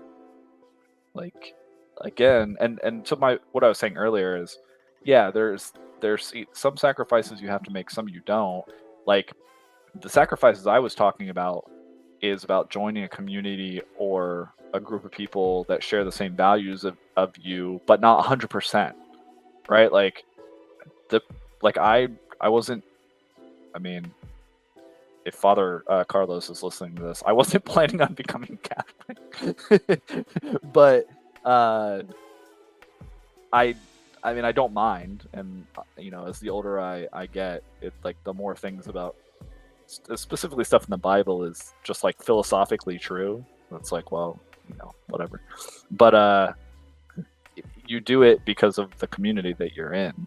So like if I was, I don't know, some kind of hardcore atheist and I was like, well, I don't, or let's just say I'm like a deist, right? Like the founding fathers kind of Christian, where I'm like, well, I understand the philosophy and the idea that there's a creator. Like I can believe that, and I do, but I don't necessarily believe in like the Christian God. But I was just super stubborn and too prideful, which I mean that's a sin. It fucks your life up. I threw away a perfectly good opportunity to join a community that share 80-90% of my values because of that one thing. Like, do you know how stupid that would be? So that's the problem with a lot of guys. Like they're stupidly stubborn. They're just like, well, and that's what I mean by like, it's not like I'm telling you to give in to the predominant Western culture, which is just become gay or trans. I'm saying you have to give up and sacrifice things to join a group that shares your values but just has a different name. Like I would say the same thing if it was like a Muslim community. I'm not Yeah. saying this specifically pertains to Christians. I'm saying in general, like you have to make sacrifices.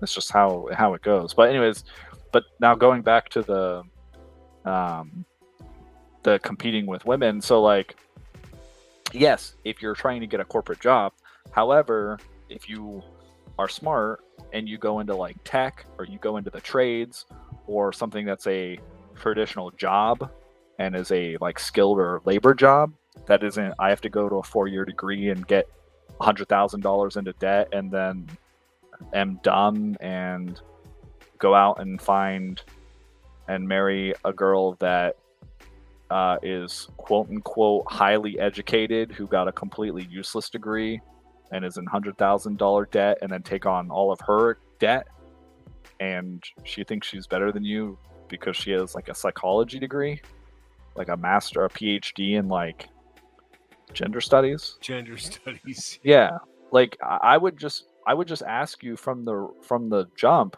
are you fucking retarded? Like, why are you doing that? But if you got a trade job and you're making good money and you're a guy and you're doing well for yourself, like you have assets, you're a successful guy, like you have things that attract women, whether you're like I'm not super attractive, but I have my shit together, so women find that appealing.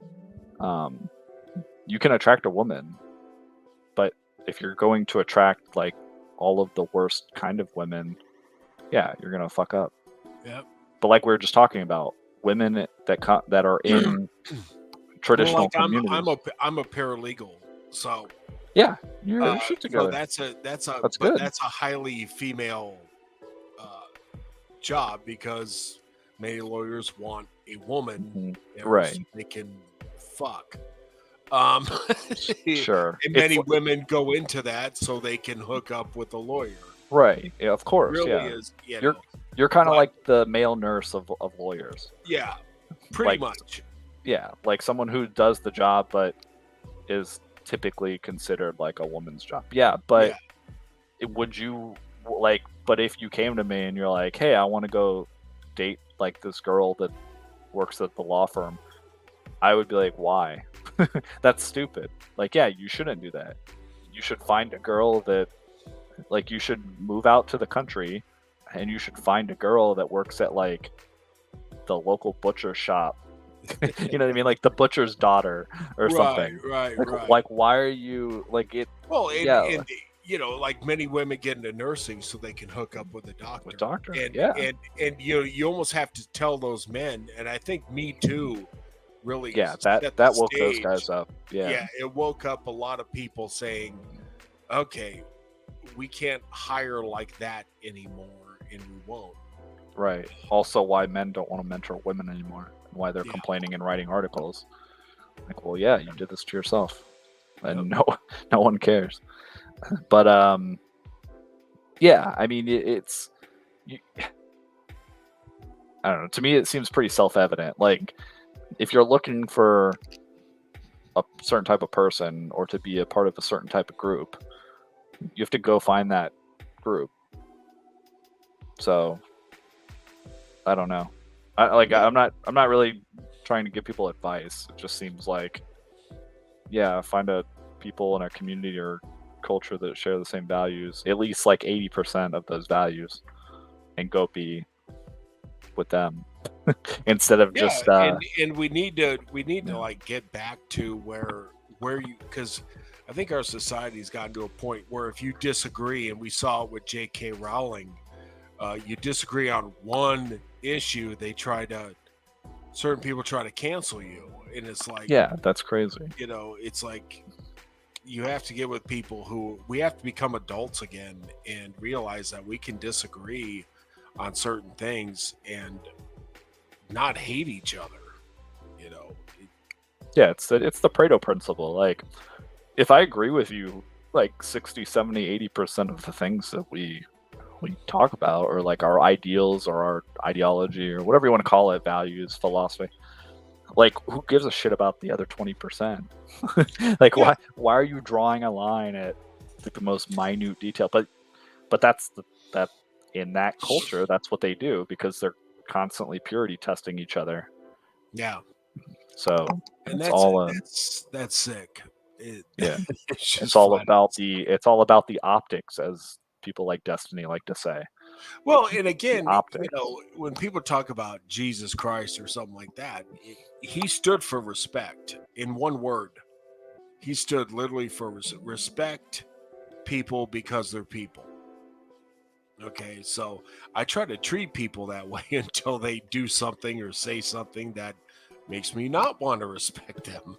But Yeah. respect. It comes right down to it. And a lot of these godless idiots don't have that because they think they're their own god. They think there's no consequences for what they do. We're seeing it right now with Wizards of the Coast laying off. I mean, Microsoft just closed 4 game studios and laid off a bunch of Bethesda people.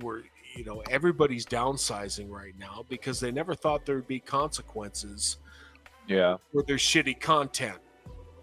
Yeah, that's the biggest thing about people in general, I would say. People want to call it all kinds of certain things, but a lot of it just boils down to basic responsibility. Like, if you're more responsible, and the companies, they don't have to really be responsible to, like, a smaller business, you really need the people that work for you.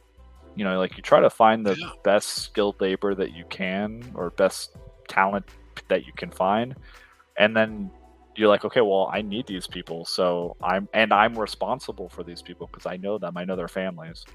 Like, I highly doubt that um, Wizards of the Coast president Cynthia, well, I should say ex-president Cynthia Williams, like, I don't think she's responsible for people. Like, if the people at Wizards, I mean, in a roundabout way, they are, right? Because eventually, even if they're a giant corporation, like you said, they'll feel the consequences of their retarded ideas down the line. But in the immediate future, like, they don't suffer the consequence. She didn't suffer the consequences. She was probably getting paid like easy multiple 6-figure, 7 figures, Sure. and like bonuses, Absolutely. stock, millions of dollars. And then she's like, "Oh, okay, I'm stepping down now. No consequences." Like, it's not like she has to repay all that money back to all the Nope. employees they In fact, she fired. probably got a nice severance. Yeah, exactly. Yeah, she got a severance, so they're incentivizing people to be like, "Okay, I'm gone now." Like, she doesn't have to pay the 1,000 or 4,000, whatever the number was we saw in that last article. They don't have to pay those people that they laid off. Like, they're not their neighbors, They don't have to respect them. They're not afraid of them. There's like no consequences. So yeah, a lot of this behavior that you see in people, and I mean, yeah, it gets to the point where it's shocking. A lot of it just boils down to there's no consequences. So you have to start imposing consequences on these people. And that is kryptonite for them. Yeah. And a lot of it is simple. Just say no. Like, you have so much power as an individual, as a small group of people, whether it's like, your D&D group, all the way up to like, like a small, what do you say? Spanish Harlem, whatever.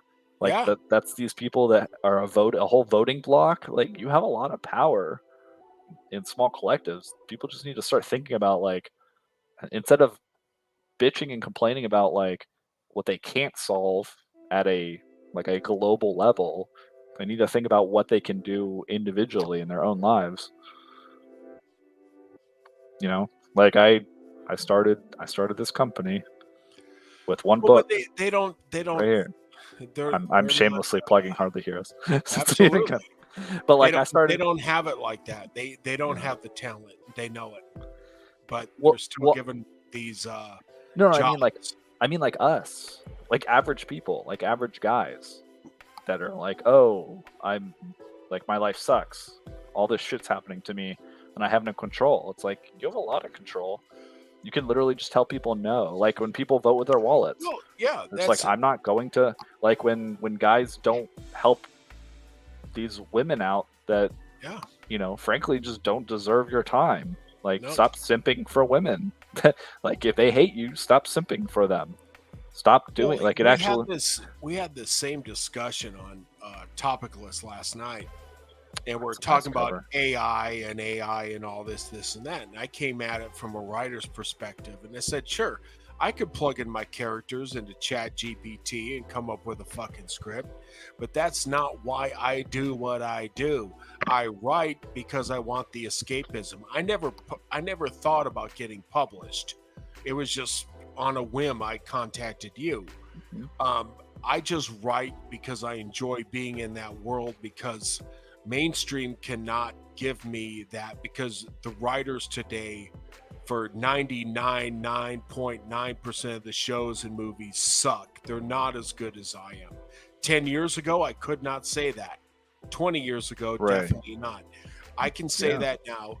And so I can just go into my own world, and anybody can do that. Open up a Word document or a Google Docs and just start writing something, and you'll find that you actually get into what you're doing. And it was the same thing with artists. Sure, an artist can use AI and can filter it and do certain things and tracings and whatnot. But the reason why people like Luke and what have you draw is because they can actually get into that world and get into that character, that escapism that we're not getting from the Mhm. mainstream. And that's why, I'm not against AI. I just it's not Yeah, well, I eventually don't- AI will become as technical as anything. Like people Right. don't complain about people like music is a good example. Like people love Dead Mouse. Like some of these electronic music Yeah. producers. Like people love these guys because what they're doing becomes its own skill set that's so technically driven. Like in order to create and produce the sounds, whether you love it or hate it, he may not be using a guitar, but in order to produce what he's producing, there's a lot of skill that goes into that. Like it becomes its own, the computer becomes Sure. his instrument essentially. So it's like eventually AI will get there with prompting and everything. But yeah, I mean, like it's right now there's nothing better than having a real artist work on something. Yeah. And also Well, yeah. and again, my whole argument is just escapism. Sure, I could hammer out scripts, and maybe I'll get to that Mhm. point where I got to hammer out another script, and maybe I use it as a tool and find Oh, a sure. owner. But right now, the only reason why I write is just so I can be in this world and explore. And Yeah, but you're also responsible. Like creating your own thing or takes personal responsibility. Like you have to take control of your own life and decide and put the work in. Say, I'm going to create this world and I'm going to make a good fucking world. Like that's why I like this poster, yeah, because I want you for Mercenary Guild. You can replace Mercenary Guild with any. I'm talking to the people out there, like the listeners at home. You can replace this with anything. I want you.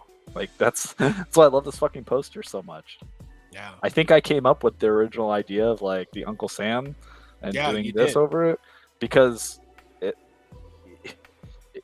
people can call it propaganda, whatever. But back in the day, it fucking meant something. Like I Yeah. want you to be a part of something. Like it's a call to action. Join up, be a part of something greater than yourselves. So Yeah. enlist in the email newsletter form for Mercenary Guild. That's No, right. but on a serious note, like Doesn't cost yeah, a penny. that's right. Until you buy the book, and then all of your dreams will come true. Is that how you con people into buying? Is that how you grift people? Did I do it? Did I do it right? Yep. No, but yeah. Shameless plug aside, like that's guys need to they need to get back into the mindset of not being like the consumer, the Coomer meme. They need to build shit. Like guys used to build things all the Yeah. fucking time. Like all the time. Yeah, and there's so many people Constantly. grifting. There's so many people who grift off of just bitching about things. And yeah, sure, we've done our share of it and blah blah blah, but now you got to make something. And Yeah. I don't see a lot of these multi-million-dollar YouTube channels and whatnot, meetups, doing anything that's really worth the shit except promoting themselves because they achieved a certain level of celebrity. Mhm. And Yeah, but they only did that because people are sitting around, like, donating a bunch of super chats to be heard, Yep. for the validation of, like, this guy, random fucking YouTuber, read my chat. read my super chat. Yay. They Like, don't how read mu- anything else unless it's got a 50 next to it. Yeah. So, Well, yeah, you always want to increase this so people pay you more money. I don't think I've ever sent a super chat to anybody. Ever. Like, I cannot think. I don't think I have either. I don't think I want to. I Unless cannot it's think. just to promote my book. But again, Yeah, well, we then don't know. that's advertising. You're Yeah. advertising a product. Yeah, I might have done that to be like, hey, people, look at Shattermare Comics. But if you're not promoting yourself or like a product or a service, you're just like, hey, look at me.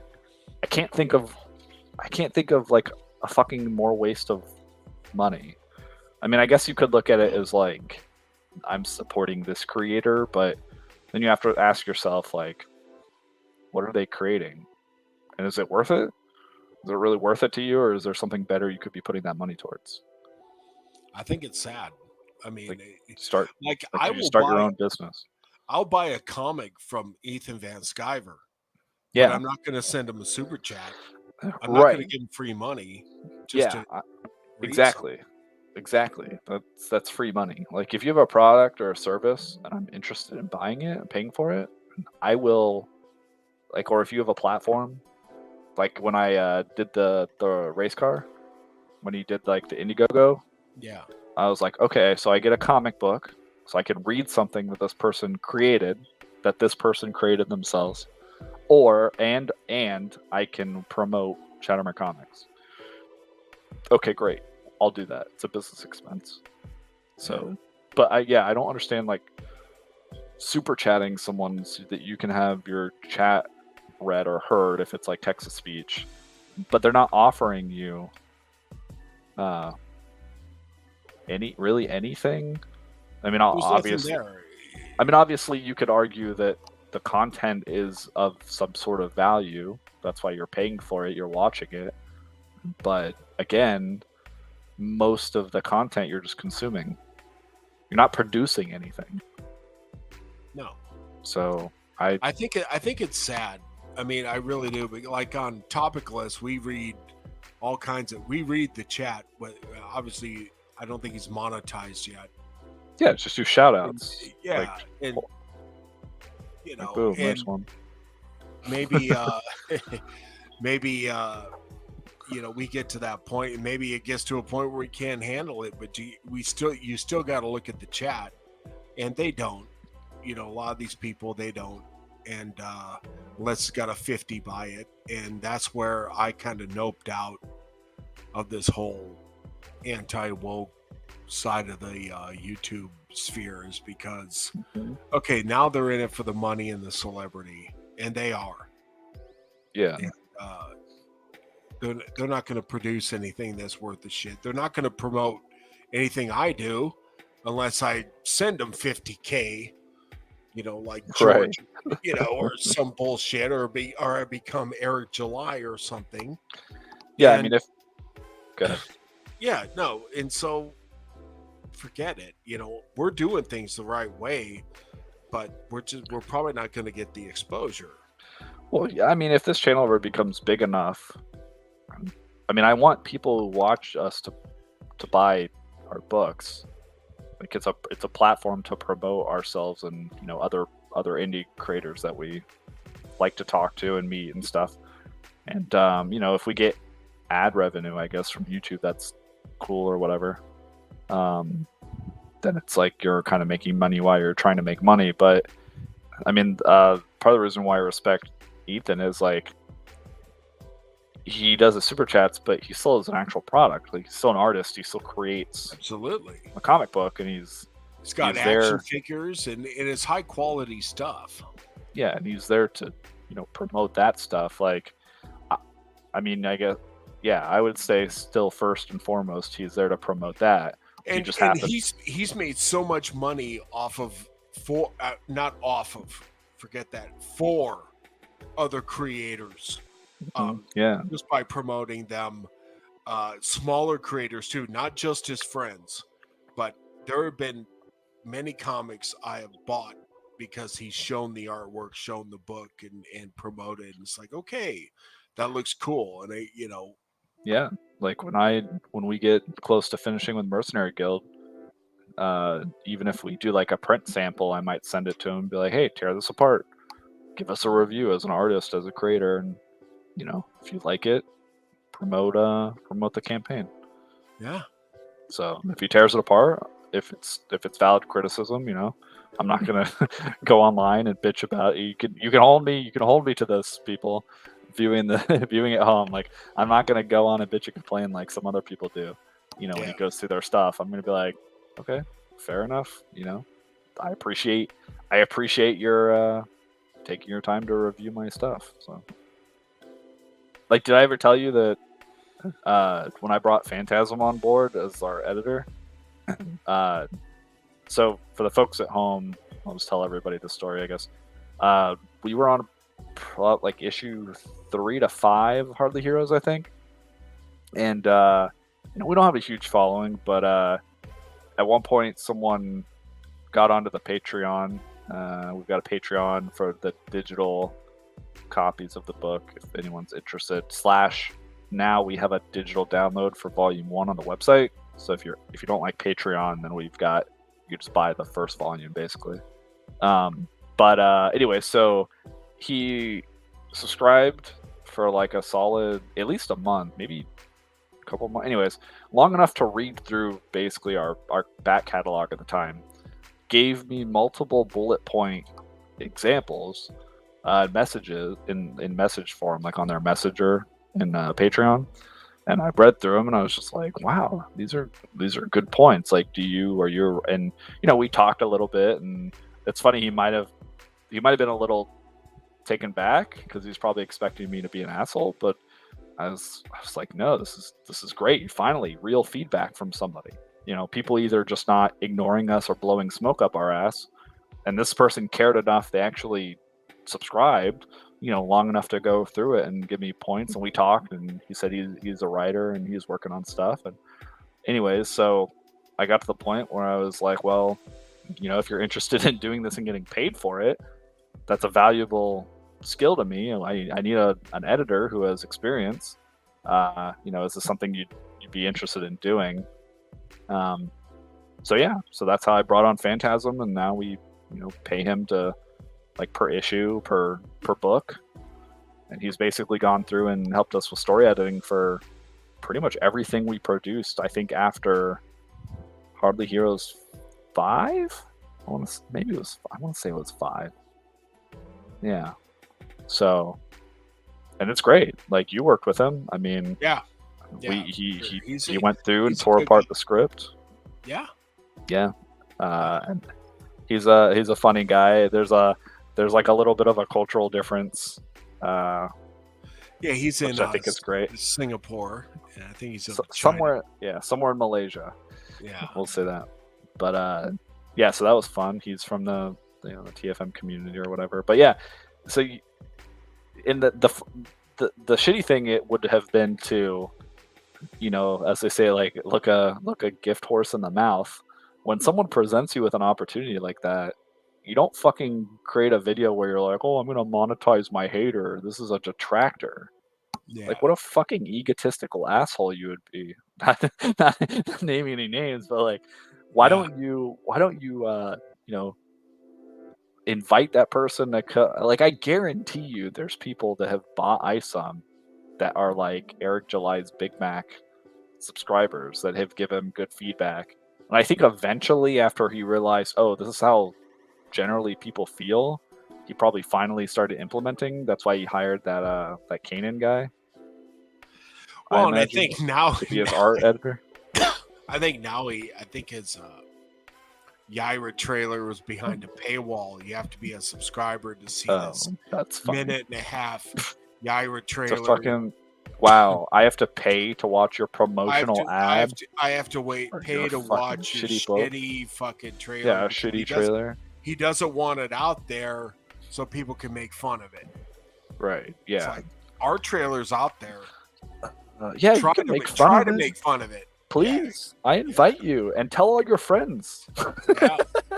and hey, if you make fun of it and sign up for the Mercenary Guild email newsletter, I will send you more shitty trailers for you to make fun of. How about that? Yeah. There you go. See, thanks. I appreciate it. Yeah, I don't know. It's so weird.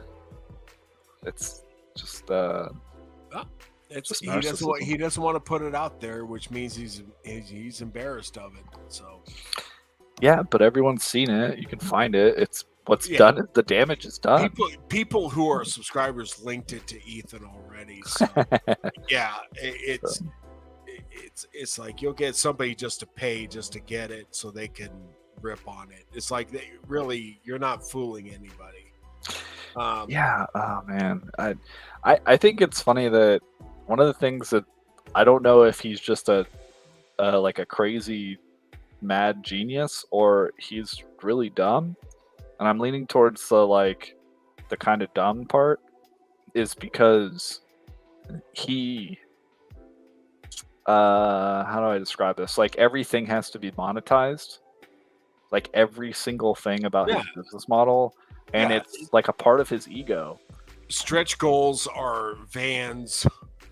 Yeah. For himself instead of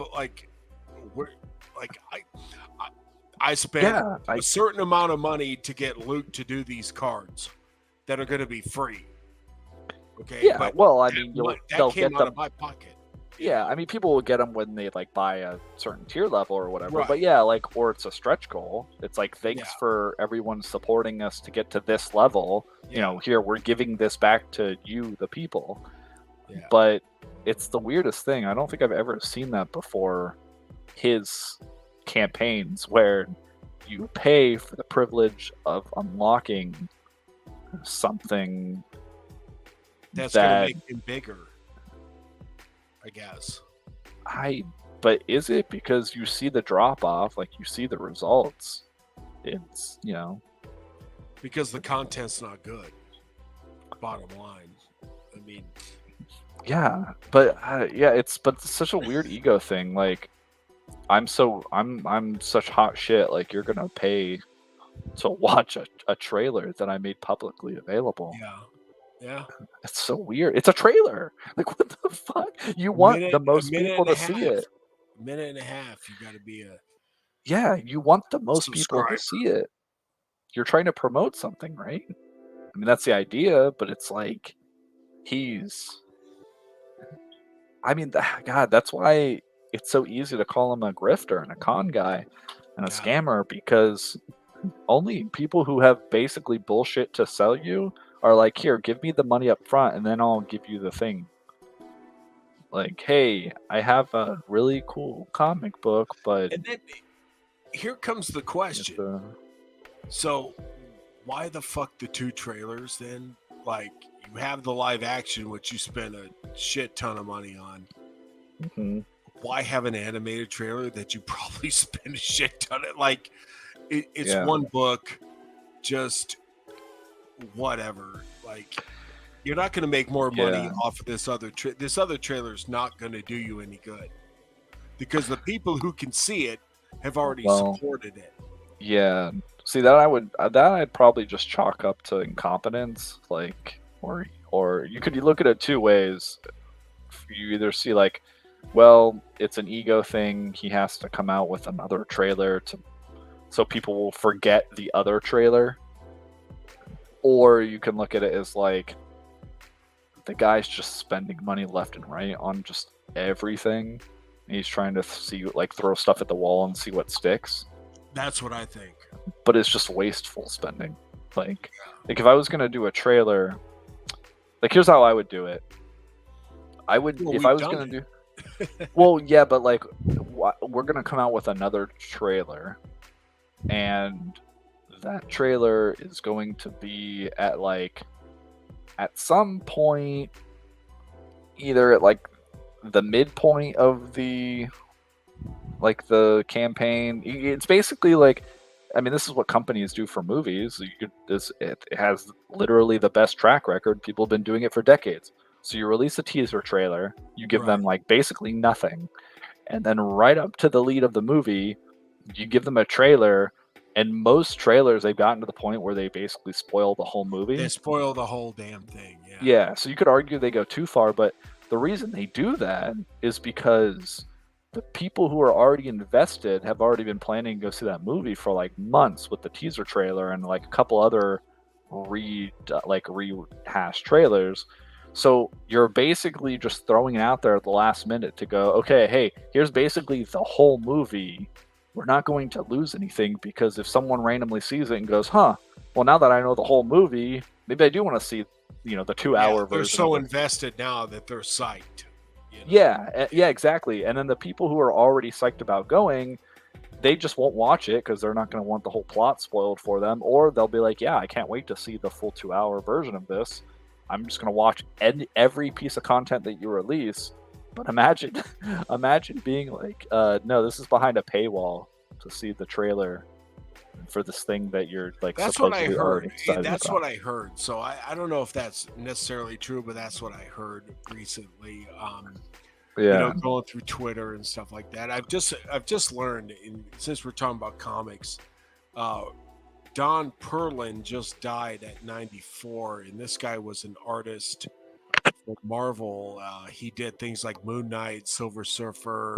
Oh wow! Tigra, and so yeah, he was 94. So he did a lot of classic. He lived a long, good life. Yeah, and so I guess he just passed away. So there's a lot of tributes to him on Twitter. His name was Don Perlin, Perlin.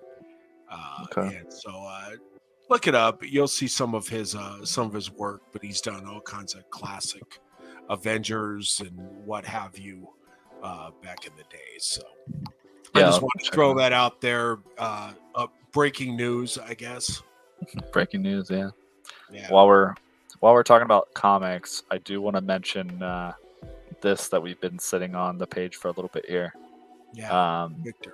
So I Victor, read that. I was technically an editor on that. Yeah, that's right. I had you come in as a guest editor, and so not only are we working on Mercenary Guild, not only do we have issue 9 of Hardly Heroes out, not only do we just publish Lucas the Mucus for you guys out there, but now we're working on a totally different, brand new book by a different writer-artist team, Alvin and Adam.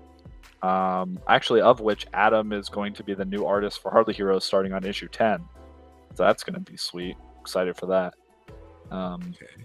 But they're working on Victor, which is a historical drama, kind of science fiction, kind of horror, just because it's what I would consider what we kind of talk about as a spiritual successor to the Mary Shelley's Frankenstein book.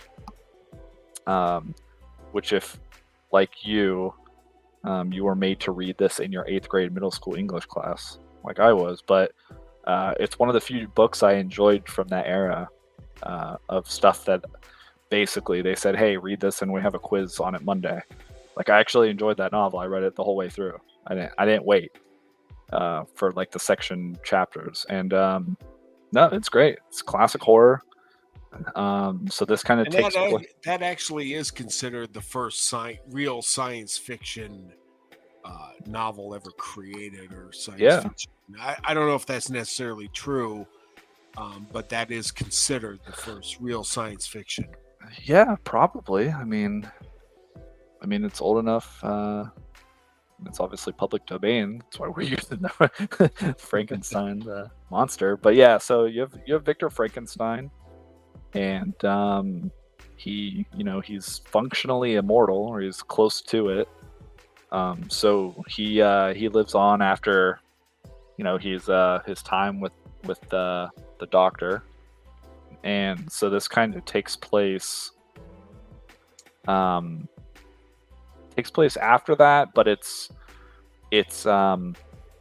it also has flashbacks from mostly modern day.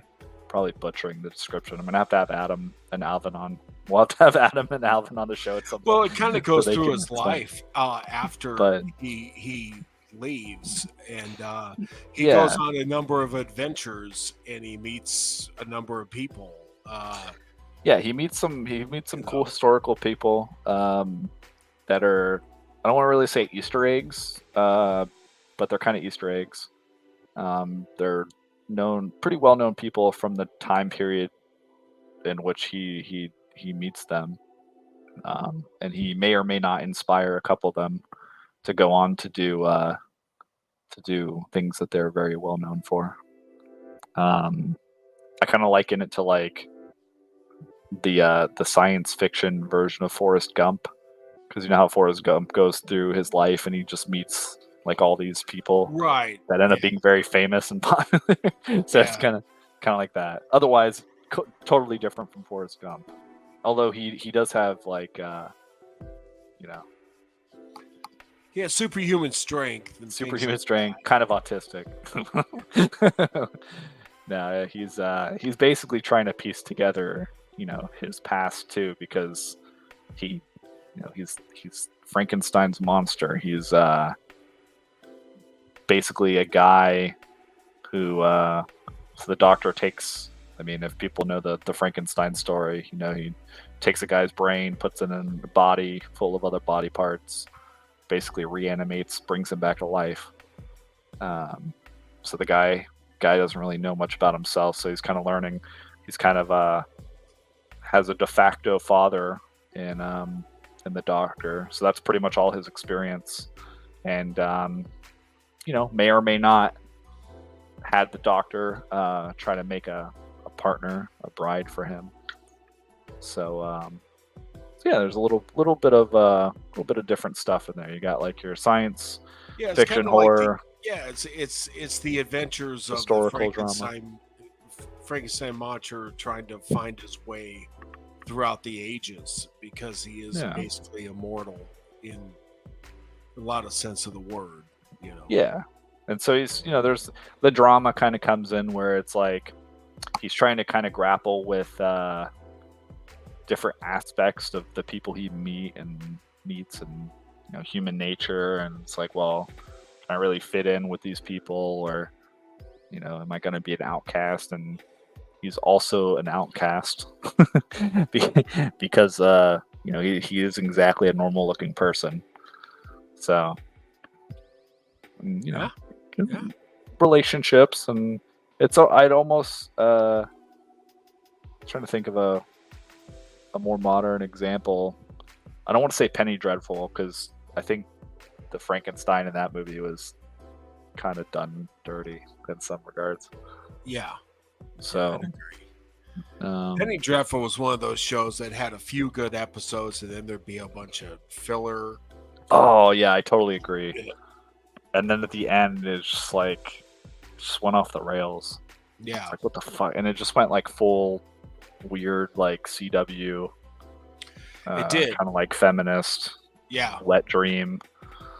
Yeah. Because I'm a huge Timothy Dalton fan. Love all his work. I loved him as James Bond. A lot of people may not. Whatever. He's one of my favorite. He's a great actor, and I mean, all the actors in that show were great. Like, they're phenomenal. Yeah. I mean, Eva Green, right, was the main character. I guess you'd say. Timothy Dalton, a couple other people in there. I can't remember, but yeah, the acting was great. The visuals were good. I can't remember who produced that, but yeah, a lot of potential. But again, there'd be one episode, like the first episode of season 1, bang, right? Mm-hmm. Then there'd be 2 of filler, and then the third episode, bang, and then it'd be like, and like, bang, and then it was very jarring. Yeah, no, it's exactly like you described. Like, they'd push like heaps of plot forward in one episode. Like, there'd be so much shit that happened in one episode to the point where you're like, wait a second, did I miss something? Like, what is? And they're just introducing new characters, and they're like, okay, come on. And then the next 3 episodes, it's just like random bullshit drama or like almost monster of the week stuff. You're like, why didn't you just spread this plot over those episodes? Yeah. And this would have been like a pretty engaging. And then they had some subplots. And you're like, oh, this is cool. And then they just didn't go anywhere. And you're like, Yeah. It just fuck? they abandoned them. It's what? like, Yeah. Anyways, so this isn't like that. I think this is cool. But yeah, this is also I think we're also doing this primarily black and white. There may be some light shading. We're still kind of going back and forth on like whether we want to do that and what sections. But for the most part, it's going to be a black and white comic too. So and it's super good detail. And Adam kind of has that like European comic art aesthetic. okay. So it adds like kind of like a it's almost less comic book art and more like there's more like a gritty realism to it, which is it's really enjoyable. So yeah, so I'm having a good time.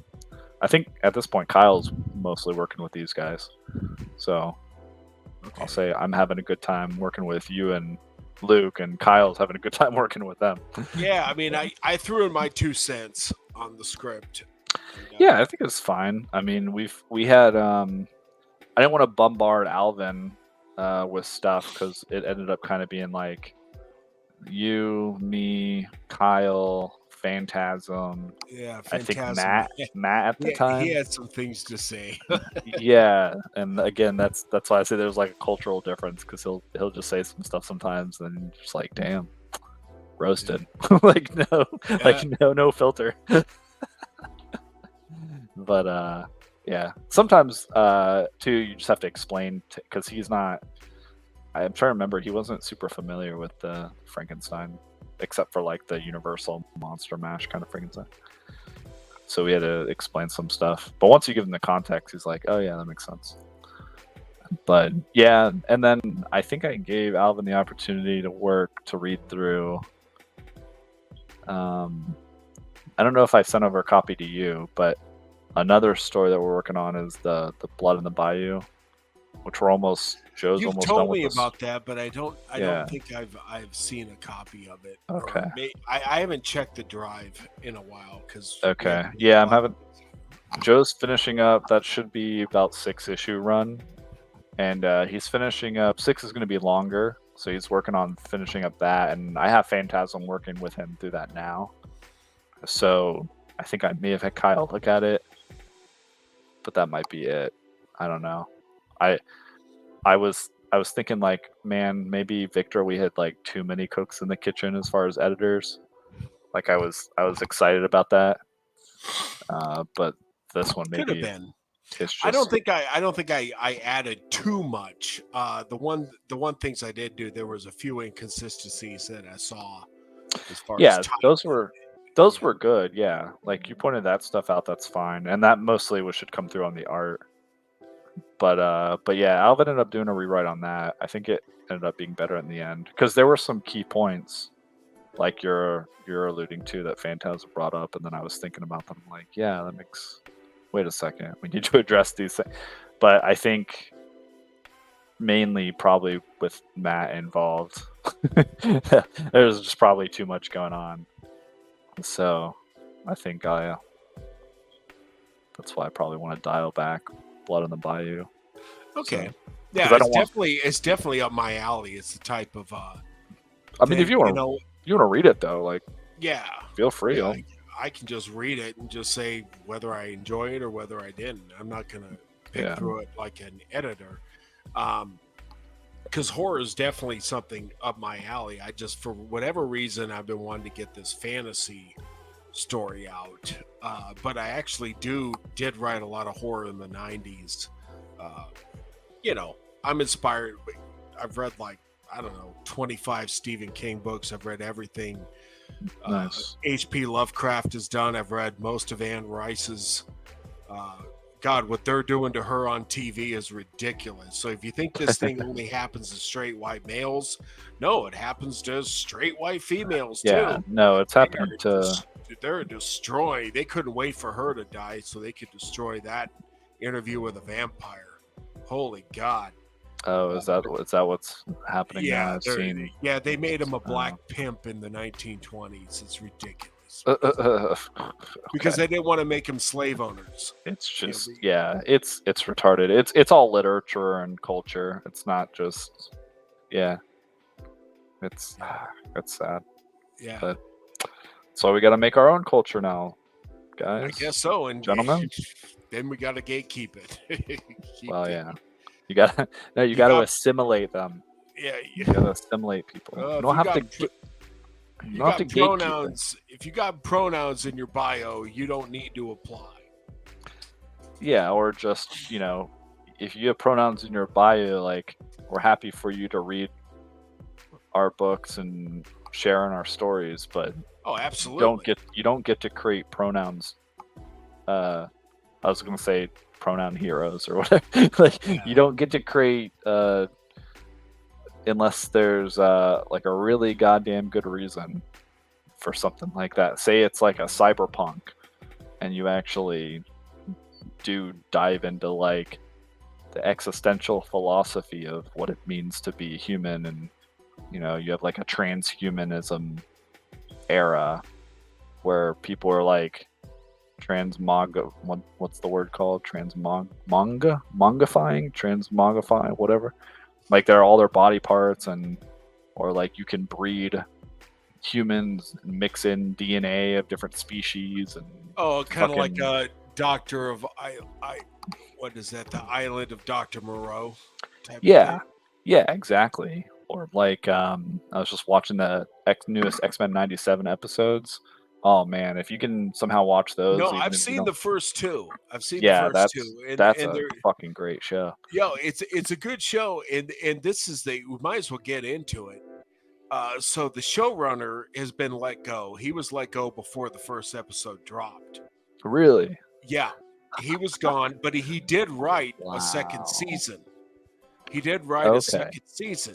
However, none of the X-Men 97 shows charted at all.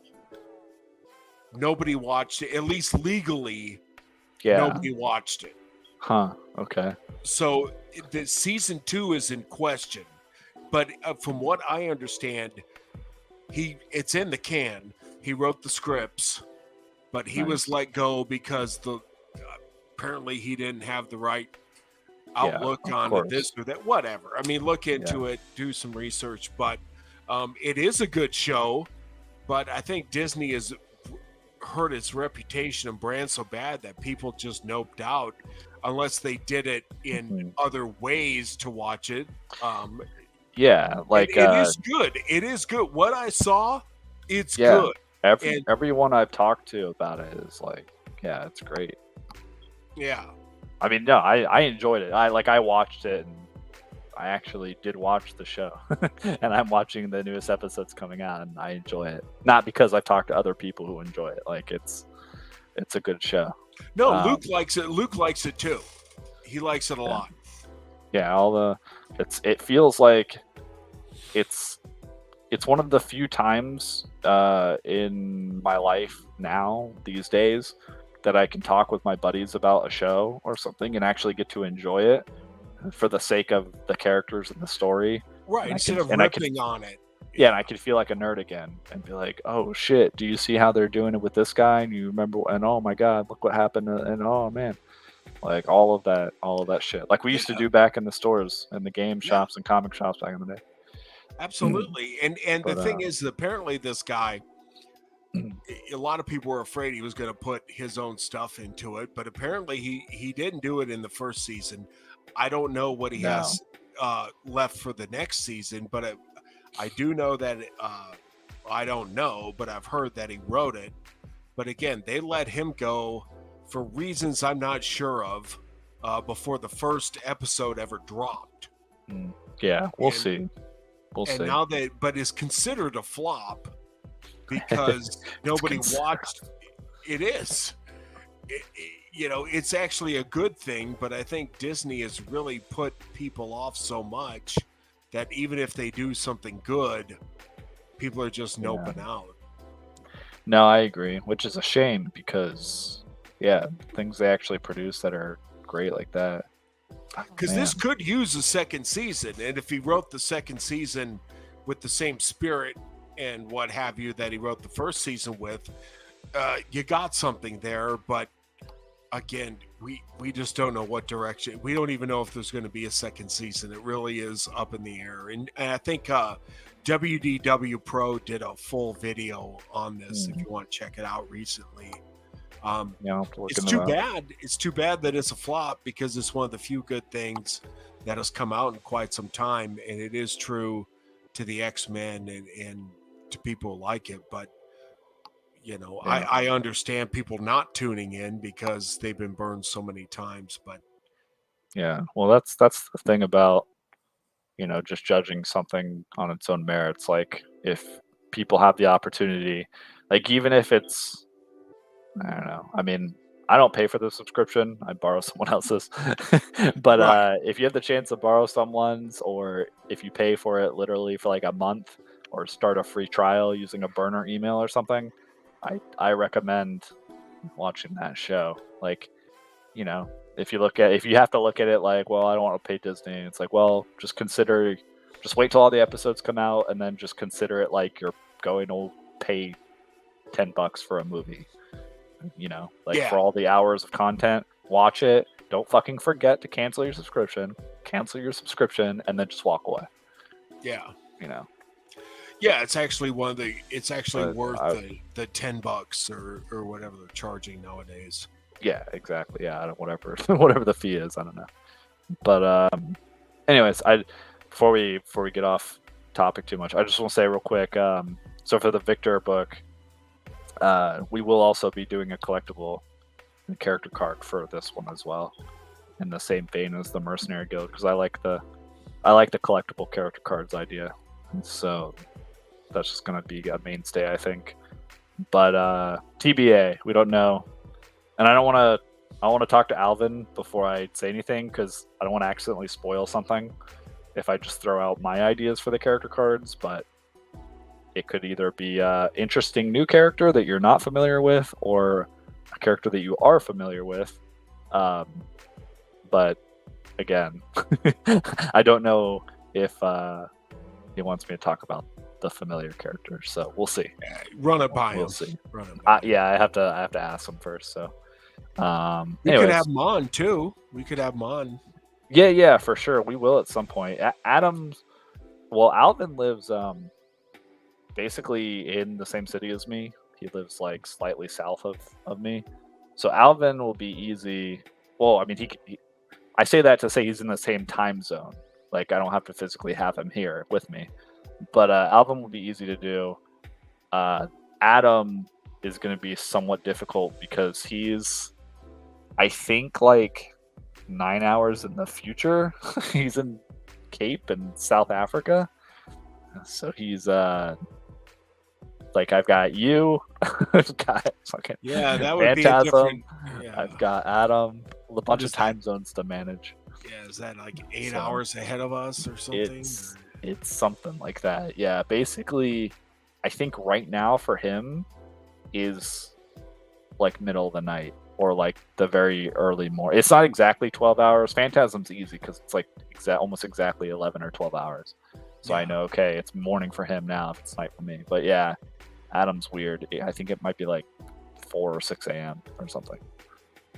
So, okay. So that one we'll have to do a little bit of planning just to make sure he's available, or we're like if we have to do it a different day or whatever. But yeah, we'll for sure have them on at some point. So, and I also want to have Joe on. I want to have Rachel, his artist, come on as they start up the art for Blood on the Bayou. Yeah, we've actually got a pretty good list of guests and people that we know that we can bring on to have some interesting conversations. So stay tuned for that. let's see. We didn't really get to. We kind of briefly talked about the Microsoft thing, but we can jump into that next time. Um, Yeah, it's more downsizing. That's really all it is. I think yeah, it's just gamers are speaking out, more of a and they're realizing that well, they're tired of some of the scams, the loot boxes, and the unfinished games, and the DLC that should be included with the game at launch, and yep.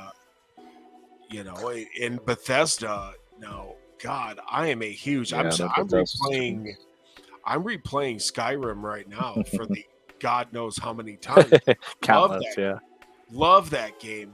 But Starfield, I played at a friend's house for Oh about God. 8 hours, and it's so bland and boring, and it's loading Yeah. screens. And I guess they're gonna add vehicles, which Oh, great. yay! Yeah. After Fallout 4, I'm not really. I had a feeling Starfield would be probably pretty shitty, and I guess I was validated Yeah, from it's what I saw. So and when people like Angry Joe call it the most disappointing game of 2023. Now, Angry Joe is not somebody I agree with a lot in a lot of things, but these guys do play games to their completion before they review them. yeah, And he didn't say it was the worst game. He said it was the most disappointing game because you're waiting 8 years for it. yeah, And that's true. And it couldn't have possibly met people's expectations. I also just think that I think Skyrim was probably I say this about bands, like a lot of bands, they're pretty raw, and you know, they're good, but people don't know about them, and like they don't have a lot of push, they don't have a lot of production value, and then they hit that sweet spot where they finally get with a producer that just blows them out of the wall, like sound wise, polish wise. yeah, Like they make them like Metallica.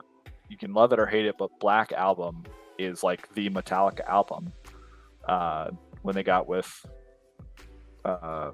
Rick Rubin. Rick Rubin, thank you. Yeah, like that is what people know Metallica for, and that's like I could say the same thing about a ton of different groups, but Yeah, once you get some seasoning and you get some polish, and yeah, Skyrim, and those developers are gone, and that's what people need to realize. They're gone. well, yeah, not only that, but like all the mod support for Bethesda shit the bed on that. Like that was like because I actually, I mean, I had the chance to go back because I got the Skyrim collector's edition at some point when they did like Arena all the way up to Skyrim, so they had like Morrowind and Oblivion, and I mean, I would tell people if you like Skyrim, you should go back and play like Morrowind and Oblivion. Those games were great. Like I tried to play I think either Arena or Daggerfall. Couldn't really get into it, but I'll have to check it out at some point. Anyways, but Skyrim is like the like the yes, they watered down some stuff, but also the polish is what makes that game great. Like the scope, all of the shit that you can do, everything. Yeah, And then I think after Skyrim, and this is including every game they made, like Fallout 4, Fallout 76, that fucking disaster. Even like to some extent Elder Scrolls Online, like it was overproduced. It's like the equivalent of starting to add just lazy auto tune everything. Let's just melt it. Let's not get a good take. yeah. Let's use the same fucking guitar solo.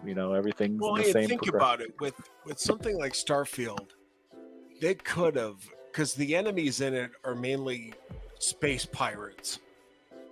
Okay, so you have a science fiction game where you can come up with any type of species, kind of like what TSR did in Dungeons and Dragons years ago with things like mind flayers and beholders. Yeah, anything. They could have come up with any type of different monsters, but instead, or enemies, but instead you get space pirates. How boring. Yeah, exactly. How boring. Like how the fuck do you work on a game for 8 years and what they released is what they came up with? Like, and they'll say, oh, but the scope, you can go to every planet. Like, why?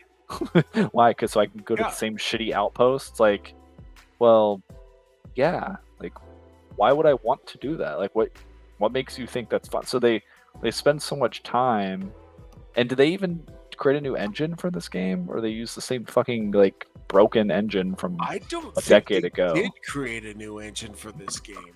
So yeah, so you have all that it shit. looks worse than Skyrim. The character models, they're uglier, they're Which is- fatter. Yeah, it's pathetic.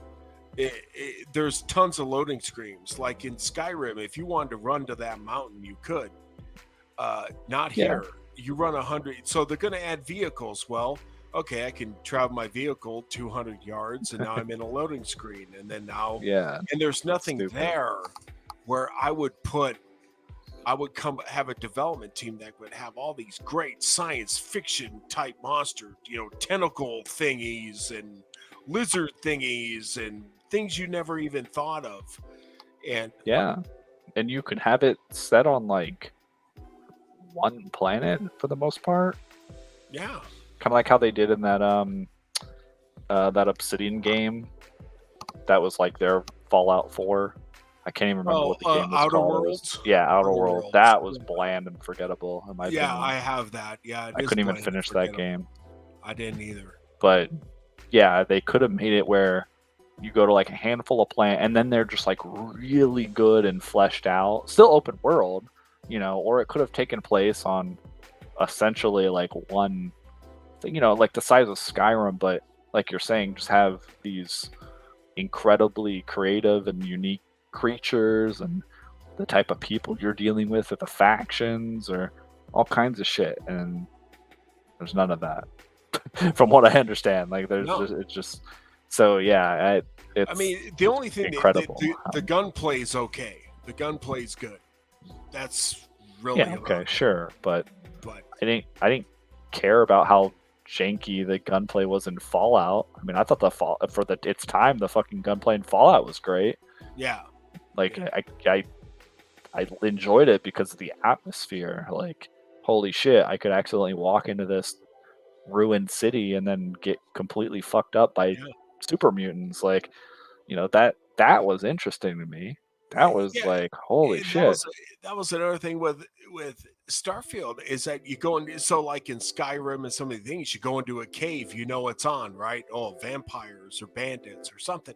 No, you go into a cave in on some planet in Starfield, and there's shit you can mine, and that's about it.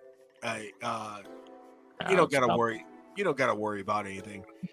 They did better. They did better than that in the updated what's that other I think it was it on anything other than PlayStation? On PlayStation, there was a spacefaring game where you could go to different planets and mine. No minerals. Man's Sky. No Man's Sky. Yeah, That's the one. actually a better game now. When Yeah. it came out, it wasn't, but they patched it and fixed it to the point where it's actually a really good space exploration Right. game. So, That's what Starfield reminds me of. Like the initial release of No Man's Sky, where you just kind of went from place to place and you're just like, okay, is this it? yeah. Like, what am I doing? It's just a fucking mining simulator. Like, am I It's just a grind. It's a Korean MMO grind. yeah. It's really what it is. But apparently they've improved it a great deal, and many people actually prefer No Man's Sky to Starfield. Starfield was a bomb for Bethesda, and I have no hopes for Elder Scrolls 6. Well, there you go. So that's why they're laying off a bunch of employees and closing studios. That plus like the shit they're crapping out at Arcane. The last few. I think the last Arcane game I played was I'm gonna be the guy where I just describe everything and you call out the name. It was like Thief, but not, and you had more mystical powers, but you were an assassin. The main character's name was Corvo. I'm just getting tired. What is of forgetting Assassin's Creed? Not Assassin's Creed. It was like the first one or the first couple were pretty solid. It was great. It was like kind of stealth based game for the most part. Okay. And and the plot was interesting. Character was pretty interesting, but it was by Arcane, very similar to Thief, Okay. but it was hold on, let me look it up. Bear with me, folks. Can I take They did Prey. Dishonored. Dishonored. Okay. That's what it was. Yeah, that was enjoyable. Prey was pretty good too. Yeah. So, but yeah, I don't know what they've been doing lately. Well, again, a lot of the good devs have been cut loose. They're gone. Yeah. And so you got diversity hires. You got. Yeah, it's just what are you working on now? I watched a YouTube video recently. It was almost like a retrospective on Fable. Remember the Fable games? Yeah, love that. And that was Microsoft in its prime, like its heyday, when they were investing in, and the people that were working at the studio were talking about how like, because they had a contact, but Microsoft approached them, was like, yeah, we'll take a chance on your game. It sounds great and it's different, and we'll have it as exclusive title. And back then their mantra was just like, well, we're Microsoft, so we'll just outspend everybody and then we'll win. And like, they still are that, but the difference is they don't have like Bungie, they don't have Halo, they don't have Fable, they don't have. Well, they're gonna change Fable for modern audiences. I actually bought Fable. Yeah, when it came out for the original Xbox. I had the original Xbox. A lot of people gave me shit about it because they had a PS2, but then I showed them and they played some of the games on it, like Halo, like Buffy the Vampire Slayer, Metal Arms, Gears in the System, all that shit, dude. And they were awesome.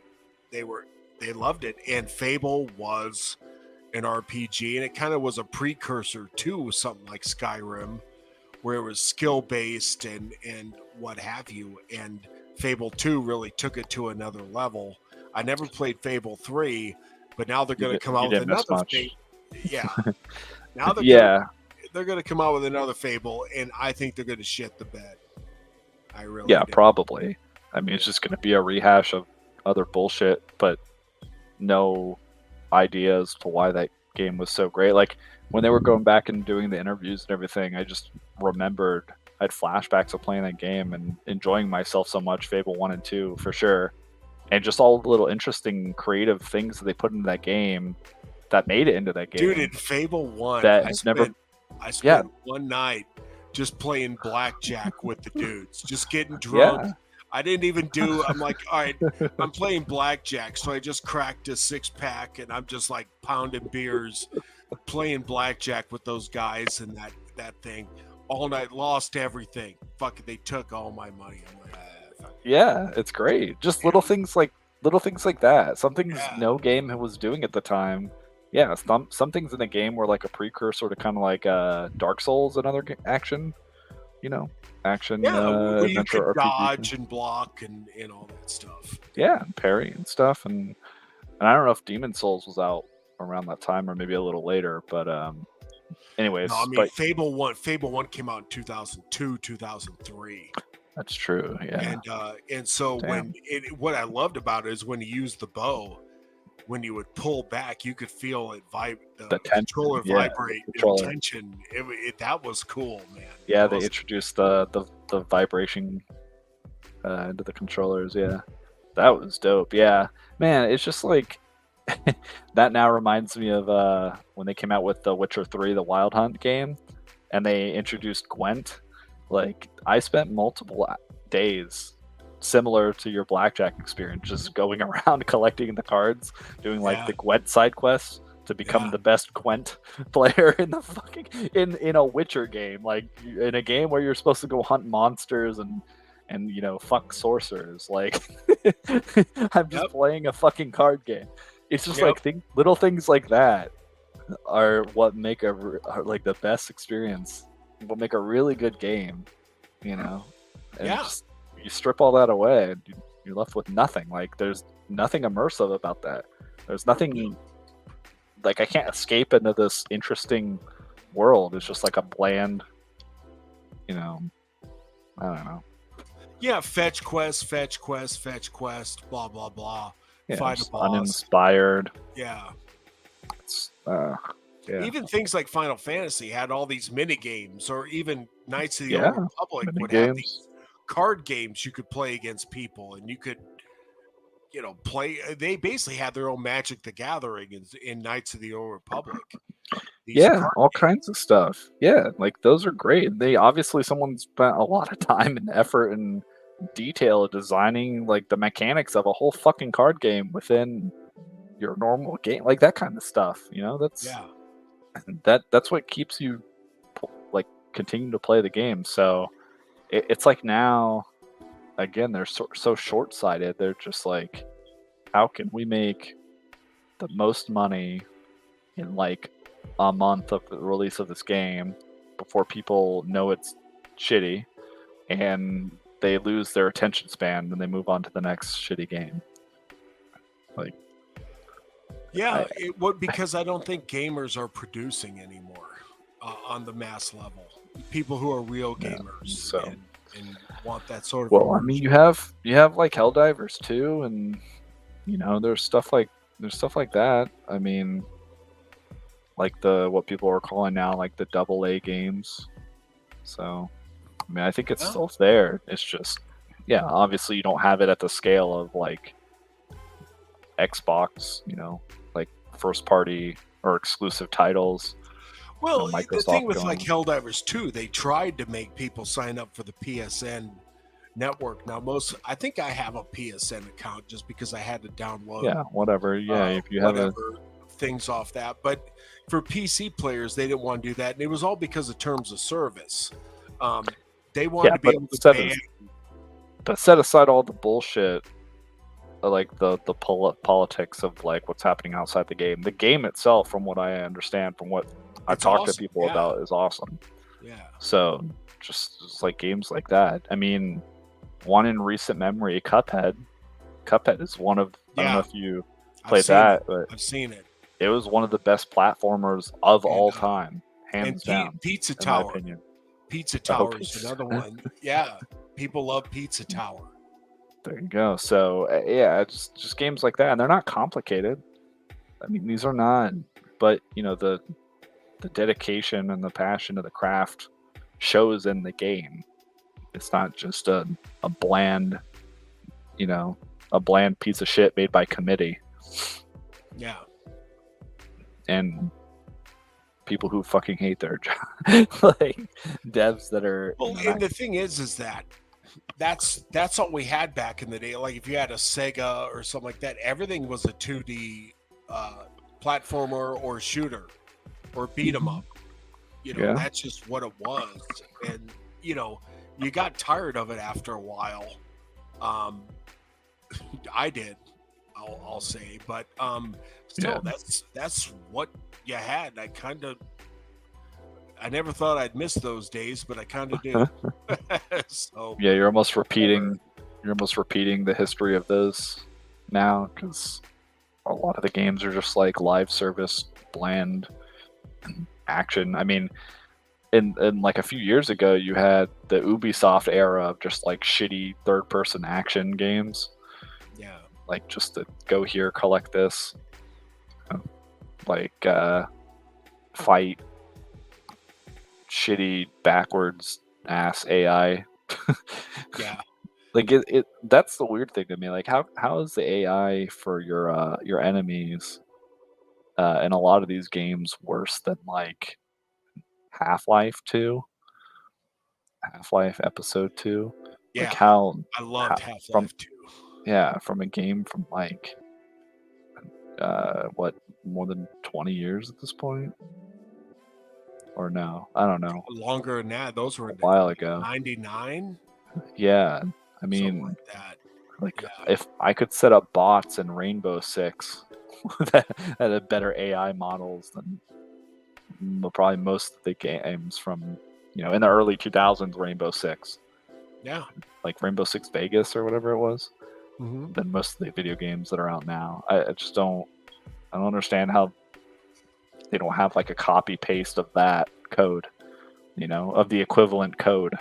They just go, okay, cool. If you can't make an AI more complicated than this, like, then just use this. Didn't use this, or get to fucking work. Well, maybe. Like, holy shit. Who knows? I mean, again, we think these people know what they're doing, and I think we're coming to find they don't know what they're doing, and it's regressing. And gamers are speaking out, and these companies are laying off and downsizing and losing money hand over fist. It hasn't, and they are enacting ridiculous techniques like loot boxes and what have you, and DLC and unfinished games. And that was on gambling mechanics. Yeah, that was unheard of in back in the day. Everything was single player. There were a few MMOs and what have you, but most everything was designed for single player or for playing with your buddy on a split screen or something like that. That's so everything was tight. But with the internet, and someone was telling me that lends itself to bugs. So when you have all this online capability, it lends itself to all these bugs, and there's really no way to combat that. I don't know why that is, but this is a programmer that told me that. Oh, I sorry to interrupt you. I met a guy, Free Comic Book Day, who turns out has worked on a handful of prominent games, like partial work as a contractor. So I might try to reach out to him, see if he'd like to be a guest. Because I'd like to get someone on who has more insight into the industry and to talk about things on a technical level. Yeah. So that we can ask questions. Like we had Tracy on, who's an artist back in the TSR days. Just ask him like questions about designing and creating D&D characters. I think it's interesting to hear from those people. Yeah. Absolutely. So, because part of it's like I almost feel sorry for Microsoft because they're trying to go back to like, well, we'll just buy up everything and we'll eat up all these studios and absorb them, but they don't have the talent there that they once had from when you think that they were worth buying. So it's right, because when a company absorbs another investment. one, a lot of people get laid off from the one that's absorbed. It's just how it works. Oh yeah, that's like when business. You have a lot of like redundant positions, but I'm just talking about the brain drains from these companies before Microsoft buys them off. Like imagine how many people, like you said, everyone who worked on Skyrim was gone from Bethesda. That was years ago. Yeah. So like Microsoft picking them up, recently-ish. It's not like they're really getting. It's not like they're getting the team that worked on the game, the best game they've ever made. You're not getting those people. You're getting whatever retards are left and fucking Todd Howard. Yeah. Who knows like how involved Todd Howard even is anymore in any of this stuff? Like since Morrowind, Yeah. So, he's just a spokesperson. Yeah, he's majority shareholder probably. Just sits back and collects paychecks or whatever. He's like Steve Jobs, goes out there and blah blah and doesn't actually do anything. Yeah, or he's in meetings all day and he just oversees. Like, oh, okay, what are you working on? Great, good job. I mean, to be honest, that's what I would do. Like, I would just sit back and collect my shares. Although I also said that I would do what Steve Jobs did early on when Apple fired his ass and he just outcompeted them and started a new company until they had to get him back. Yep. I'd probably just like make a small studio and collect my money from Microsoft and then just work on what I actually want to work on. So, but I don't know. We'll see. Don't have a whole lot of faith in these companies, but no, Elder Scrolls 6 is something I would be excited about, but now the more that I see Bethesda fall and get more indoctrinated, I'm almost cringing at the if they could stick to the lore and stick to what made Elder Scrolls great, then I'm very excited. Make it bigger, make it deeper, but make good character models. I would be very skeptical, But now I'm looking at it going, Yeah, I don't think you got horses that can pull this off after what I saw with Starfield. Yeah. Oh, yeah. I remember what I was gonna say. It's the tribal knowledge that you lose because there's just there's just a lot of experience you can't you either can't get it down on a training manual or on paper. Uh, you can you can't replace those people, and once they leave the company, if they were in charge of creating like the blackjack side, the mini game in Fable, Yeah.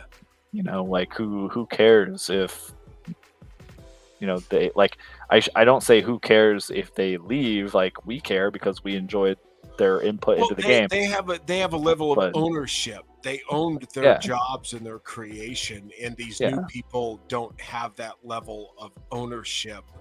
Hey, they're just Do an it. order taker, like a And yes we're seeing man that in developer. comics. Write a Spider-Man comic. Okay, Mhm. blah blah blah. He sticks to walls. Da da da. Done. Here you Yeah. go. Okay. And they're bored and they're not creative and they're not paid well because they're incompetent. So they're just like, well, no one gives a shit. It's actually kind of funny if you think about it, because no one gives a shit about the who you're talking about, your boy Zach talking about, like Heather Antos or whoever. Yeah. No one gives a shit about these people, like T. Williams or whatever. So they're just like, yeah, I'll just write whatever I want. And basically what I know is just me, because I'm a narcissist with no real life experience. So I'm just going to write this character as a self-insert. But they're getting paid, dude. They're getting paid, but no one cares. Everyone knows that except they still have to deny the reality. They have to have the cognitive dissonance to think that they're actually worth a shit. But everyone realistically knows, okay, well, you're just a diversity hire. So unfortunately, they just get away with whatever they want. There's no oversight. But yeah, like you said, they have no pride in their work. They're not responsible for their shit. It's just someone else's character that they've been given. And they're a terrible babysitter, Yeah. Yeah. So, for sure. So it's All not surprising, but yeah, man. We've been going for a little over 3 hours now. I'd say it's probably a good place to wrap it up. Yeah, I think so. And I just want to thank everybody for listening. And Yeah, I thanks did for put it on sticking around, Twitter. people. I did put it on Twitter, so I don't know how many watchers we had there. Well, we still got about 4 people watching on X. So 4 Okay. people who decided to stick around for over 3 hours with William and I. God bless you. God bless you. Thank you. I think let's close it out because we want to play a video of our buddy Death Metal Hero Luke, right? Yeah, just show that clip. Yeah. Well, we don't have it clipped, but No, I'm just this gonna is from play. last night. This is from last night's topic list on deathmetalhero.com. I was on that panel. So you can go back and it's posted under live tab. So just take a look if you want to hear the whole conversation. Yeah. So 2 things about this. One, obviously, like the fine gentleman who purchased this commission, you too can reach out to us and get your own commission from Luke or any of the artists that we have working on, really any of the books that we have them working on. And you could get it on a print, you can get it on a sketch cover, but then this is also just, you get to see, Luke working on something that someone gave him probably 3 sentences of detail in the notes, and this is what he's working on there. So pretty cool. Love the title. Oh yeah, that's Shattermare Comics. That's it's the publisher that Norm and I are doing. That's us. Mercenary Guild through. Yeah.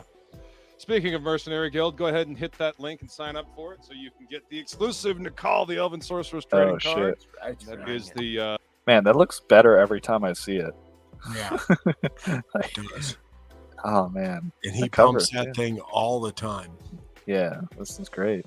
I like how her boobs get bigger every time we depict I know Nicole. every time. Yeah, It's great. It's magical. I don't know how that happens, but there it is. That is the cover art for the book there. We're excited about this. I can't wait to get this into your hands. Yeah, this is fucking We've, awesome. Put a lot of hard work into it, and I think you're going to enjoy it. We've got a fun story for you. So, but anyway, it'll be on Jason's channel next week. But please, subscribe to my better half and join us for the happy hour hangout at 5 p.m. so that you can have a little drink, a little trivia, a little fun. And then go join the bro. That's one. Check out. Yeah, look at that. Oh my gosh. This is the art some of the other folks are working on. yeah. That's Jason That's Bascom. great. and, Oh, this is Wolverine. Jason. Yeah, Nice. Yeah, look at that Wolverine.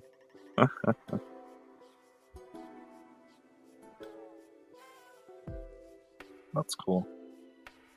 All right. but anyways, yeah. So you got to show what he was doing there, and he's definitely plugging away. So Yeah, no, it's awesome. Yeah, I like having Luke at shows because I'm just the guy. I'm just the dirty publisher, the accounting, sales, the bean counter, as they say. bean counter. That's A right. bean counter. So I like to have artists like Luke, and if we could ever get William out, or if we're ever in William's area, we'll for sure meet up and get together, and so you folks can meet William as well. But people who are working on these projects, like I have a much bigger hand in Hardly Heroes, but I'm not as involved in some of these other projects. So it's fun to get you guys there so you can interact with people, and they can say, "Oh man, this guy's dope. This is the guy working on this thing." So Luke was able to get like 2 or 3 commissions when we were doing Free Comic Book Day a couple weeks ago. So that was great. I enjoyed that a lot. Yeah, So yeah. And then he did an art auction last Saturday on Red's doing the art auction, yeah. Maybe we should do something like that one time. I'm thinking about doing. Well, we can talk about this offline. People don't want to give a care about if I'm doing a whatnot channel or not. So, but so go subscribe to Luke for sure at Death Metal Hero, and if you like art, he and if you want to check out other indie creators, he brings a lot of good people onto his show, and does interviews and talks to various people about industry stuff, and they've got like an Indiegogo or Fund My Comic up for their book. He talks to them and showcases that as well. Yeah, and you go to Jason Bascom's channel at Unhinged. Just look for Unhinged, Jason Bascom, and the stream alternates every Tuesday between those 2 channels. They're both hosts, and so yeah, and it's pretty much a draw stream. So if you like that, you'll get to see people draw, and there you go. Nice. Any other shilling that we forgot to do, or shout outs or plugs? I think we pretty much covered everything. Yeah, just back the Mercenary Guild and back Hardly right. Heroes. And Yep. Pick up copy issue 9. Sign up for Mercenary Guild. Sign up for Victor, and we'll see you next time. Yeah, thank you very much, everybody. Yep. Thank you. Goodbye.